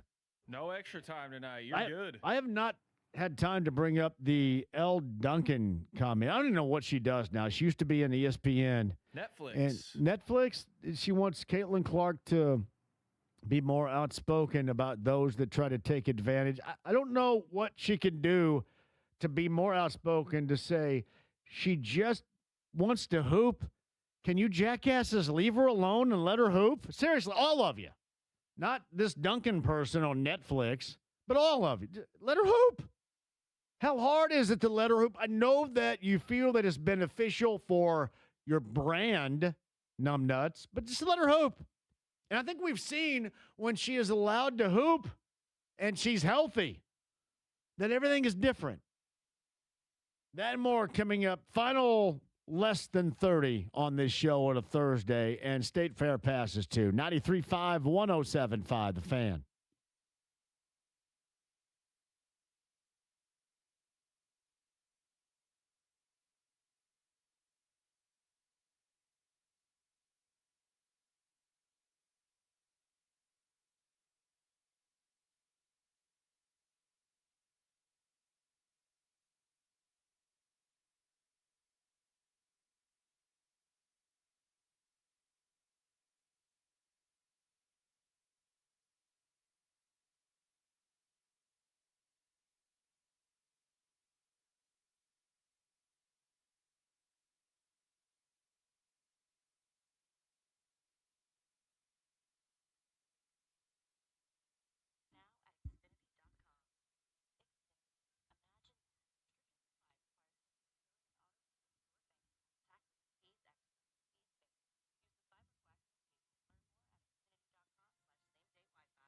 Hey, turn your yard into a place that you absolutely love. JMV here for Sundown Gardens, which is in Westfield, not too far from where the Colts are practicing, and Miss M's Home and Garden in Bargersville. Summer savings continue with up to 50% off. Are you ready? Refresh those containers and add color to your yard. 50% off of annuals. That's incredible. 20 to 40% off container trees and shrubs, and 20% off perennials. You can create your own dream outdoor living space with sales on pottery, fountains, in-stock patio, furniture, all 30% off. And have I talked about the gift shop just yet? Both Sundown and Miss M's, you can save up to 50% off select gifts now through the end of the month, which, by the way, is getting ready to end. So time is of the essence. Get into both locations today. Sundown Gardens in Westfield. That's 186 in Spring Mill Road, and Miss M's on State Road 135, just south of Whiteland Road in Bargersville.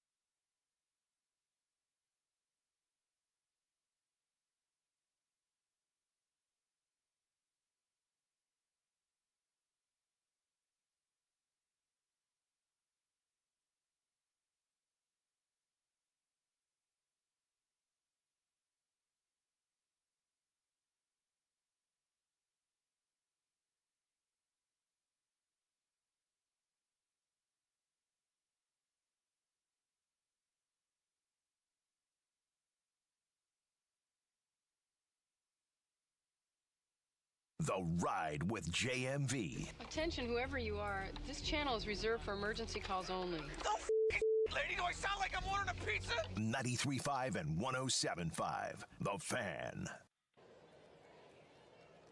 The 0-2 from Strom. Clemens in the air to right center field and deep. Back it goes. Deep it goes and gone! Cody Clemens wins it!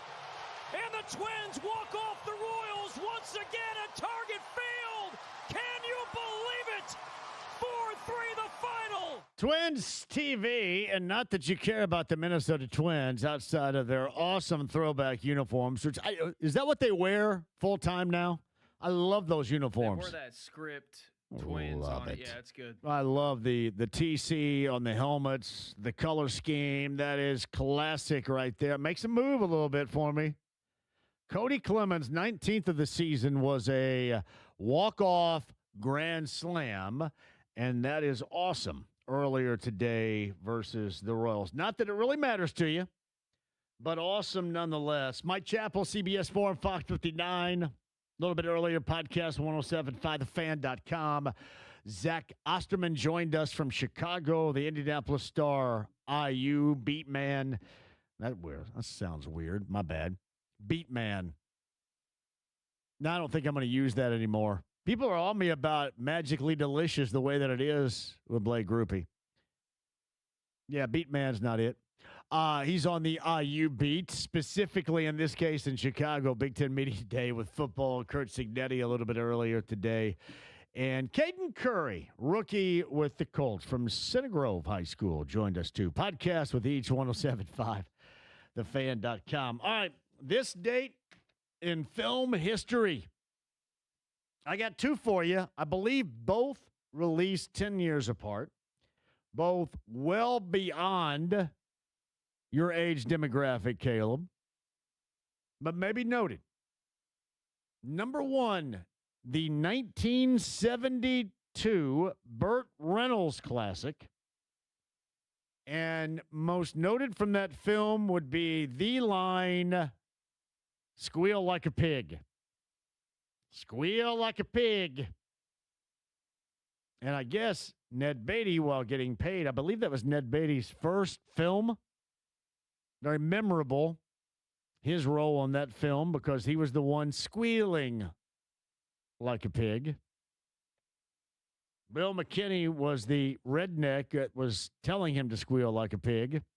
Do you know what film I'm talking about? I don't. Also famously, Dueling Banjos came from that, although it was a song from the 50s that kept getting covered and covered and covered, and then obviously made a huge impact in the film from 1972, Deliverance. You ever heard of Deliverance? I have. Never Squeal like a pig. And that redneck got an arrow in the back from Burt Reynolds. I often think about this, and I shouldn't, but my mind does wander, as I'm a huge Andy Griffith Show fan. So that film was 1972. It took place in Appalachia, different area. But I kind of coordinate the Andy Griffith Show and Ernest T. Bass in association with the two sexually assaulting rednecks in Deliverance. Anybody else? I can't be the only one. Similar in age? 1972 Deliverance. All right, the other one, 1982. And you had one most noted. Do you ever watch Happy Days? You know what the Fonz is? I do, yeah. All right. Henry Winkler. All right. That is the Fonz. This was the noted debut of not the Fonz. This is a Ron Howard film. We know Ron Howard as Opie from Andy Griffith, Ron Howard of a variety of incredible films. This was, I believe, the film debut of Michael Keaton, who later became Batman. Henry Winkler, Michael Keaton, running a prostitution ring in New York City out of the city morgue. Night Shift. Have you ever seen Night Shift? No. Night Shift is awesome. That's an awesome film right there, Caleb Zuver.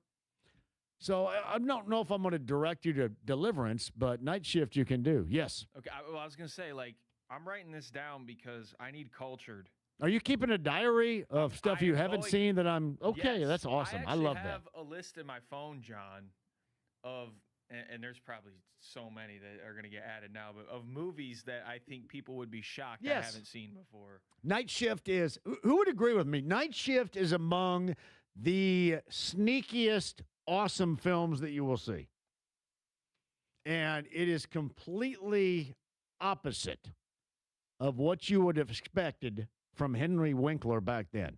Because he was still playing, if you remember, Happy Days was going on through 1984. So he was still playing the role of the Fonz. Shelley Long was also a part of this. That is awesome stuff. Night Shift, 1982. Both of those films on this date. And Jimi Hendrix of Live Nation, if you're listening out there, absolutely would want to talk to Howard Jones next week, one of my all-time favorites, Howard Jones. And that is a show in which I mentioned, right, that we're going to all attend coming up. That's a week from tomorrow. Howard Jones, this is downtown at Everwise. Howard Jones is the lead. Awesome. You have Modern English, Wang Chung, and the English Beat. Everwise Amphitheater. That is a week from tomorrow. I'll have tickets for you again on the JMV Takeover coming up on Saturday night. But I love me some Howard Jones, one of my all-time favorites. And here's what you're going to recognize. He was my all-time favorite going back to the 80s. Rarely do you see this. He is an even better dude than he is a musician, which is incredible. Just a great guy. Shout out to Howard Jones. We shall have those tickets coming up for you on the JMV Takeover Saturday night. JMV, Night Shift, yes. When Keaton breaks down the word prostitution, it is genius. I like when he's driving the car with the tinted windows and he starts giving the finger to the cops. I love Night Shift. I actually saw Night Shift. This is one for you, too. I remember, and I have not been to the movie theater, as I think you all famously know, since September the 21st, 1999. I have not been to the movie theater since then. I saw Night Shift the second week of its run at the Village Theater off of College Avenue in Bloomington.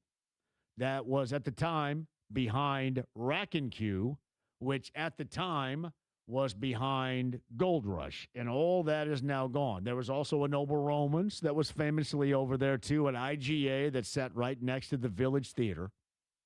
Twin Theater. And in the late summer of 1982, saw a Night Shift there. See, that's something else you don't know about me, Caleb. I remember where I saw every movie in a theater I ever attended. Oh, my gosh. Everyone. I can tell you exactly where I was. But I just haven't seen one in the theater since September 21st, 1999. We got to do something special on September 21st. I think we need to, throw some sort of party or something. Yes. I probably won't. I don't know. I've never seen a film with my kids in a theater. Never. Weird, huh? Very. Very weird. All right. On the other side, State Fair passes will do it. JMV, I love Andy Griffith and the show. Ernest T. Bass was a scholar compared to those degenerates in the Deliverance film. Gary and Cape Coral. He wasn't, if you remember, Ernest T. Bass was described as what? He wasn't, as he called himself, no count. He was just ignorant. You're just being nice. You're not no account, Ernest T. You're just ignorant. Well done. State Fair passes on the other side, too, and we'll get you set up for the show coming up tomorrow. You will not want to miss. 93.5, 107.5 The Fan.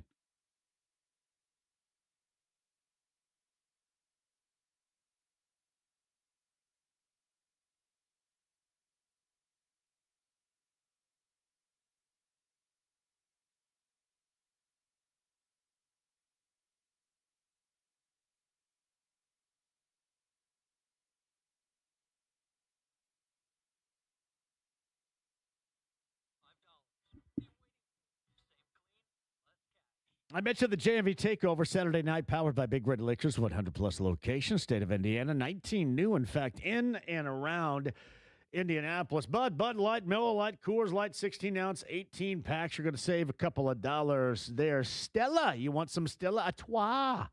12-ounce, 12-pack cans. You like a little Stella over there, do you? I do.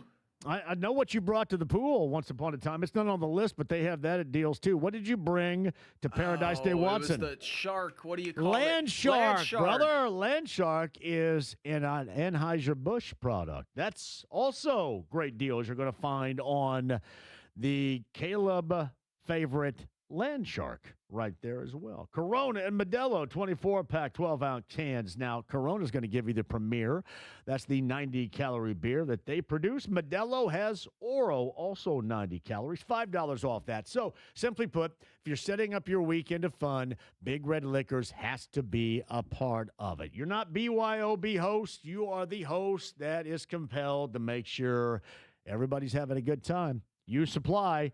Big Red Liquors will help you out. Big Red Liquors, 100-plus locations, state of Indiana. There's one near you. You can find more red-hot deals and more savings online, plus the location nearest you, bigredliquors.com.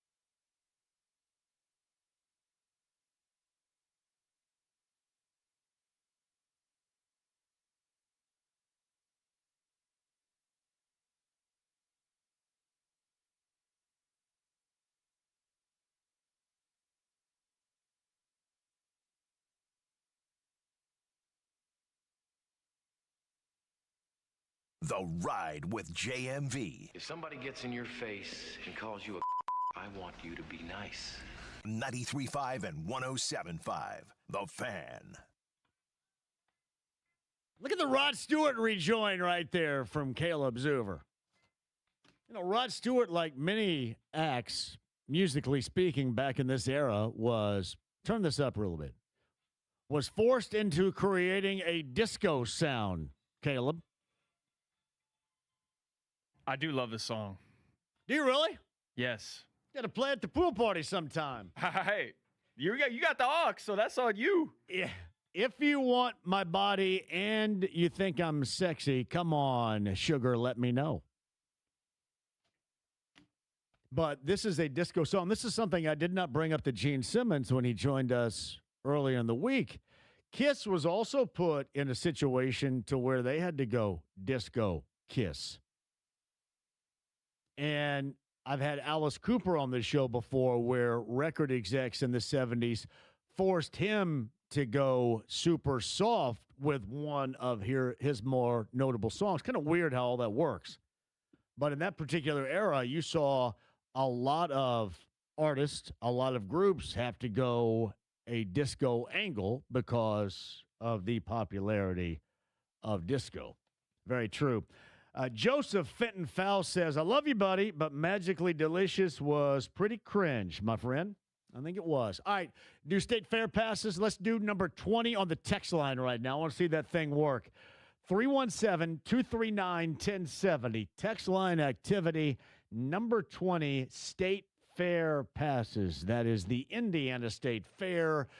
We got a couple of passes for you where I'm going to be shooting some free throws over there, I believe, at some point, too. I don't know who's going to shoot against me. I don't know exactly how that works, but that's coming up during the State Fair. Number 20, and I've got to see it working even better than this right now. 317-239-1070. Number 20 is going to the Indiana State Fair on us right here on the text line.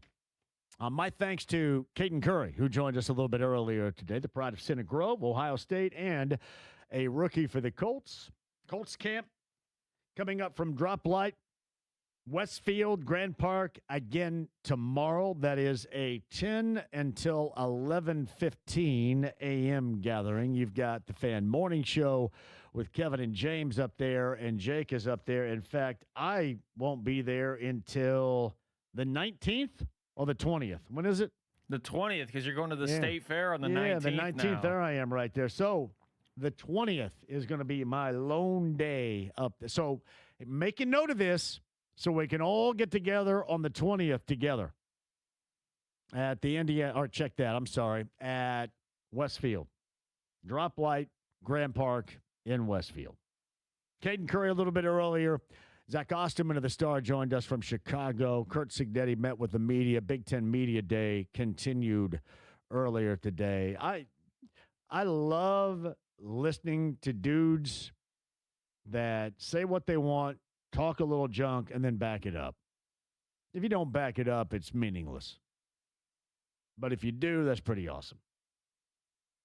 Zach Osterman a little bit earlier, and Mike Chappell of CBS 4 and Fox 59. I don't know about hashtag Ask Pat and Pat Sullivan. I believe he is on vacation right now. I think that is Have correct. you checked in? So we may not have Pat tomorrow. Fulton is a great source for the. Too, yeah. He said Pat is on vacation. So Pat appears to be on vacation. I know we have Adam Rittenberg tomorrow from ESPN. I do want to get even more knee-deep into college football and the start of it. So we'll do that with even more Big Ten conversation tomorrow. Yes. Adam Rittenberg of ESPN, I mean, today just dropped an article. He had a one-on-one interview with Curt Cignetti. Yeah. Maybe not one-on-one, but he had this article about him, so I think it'll be an interesting conversation with him tomorrow. Well, you have a change in coaches really at significant places. Whether it's Michigan, Penn State, Michigan State, Pat Fitzgerald, Campbell, Whittingham. You've got a lot of significant new coaches. You got Matt Rule in Nebraska trying to gain some ground. Oh, that's even before we go out west. And again, all the pressure that's going to be on the shoulders at USC. What, season number 5 with Lincoln Riley? Think you might do something other than send really good players to the NFL? Maybe you should do something with those really good players.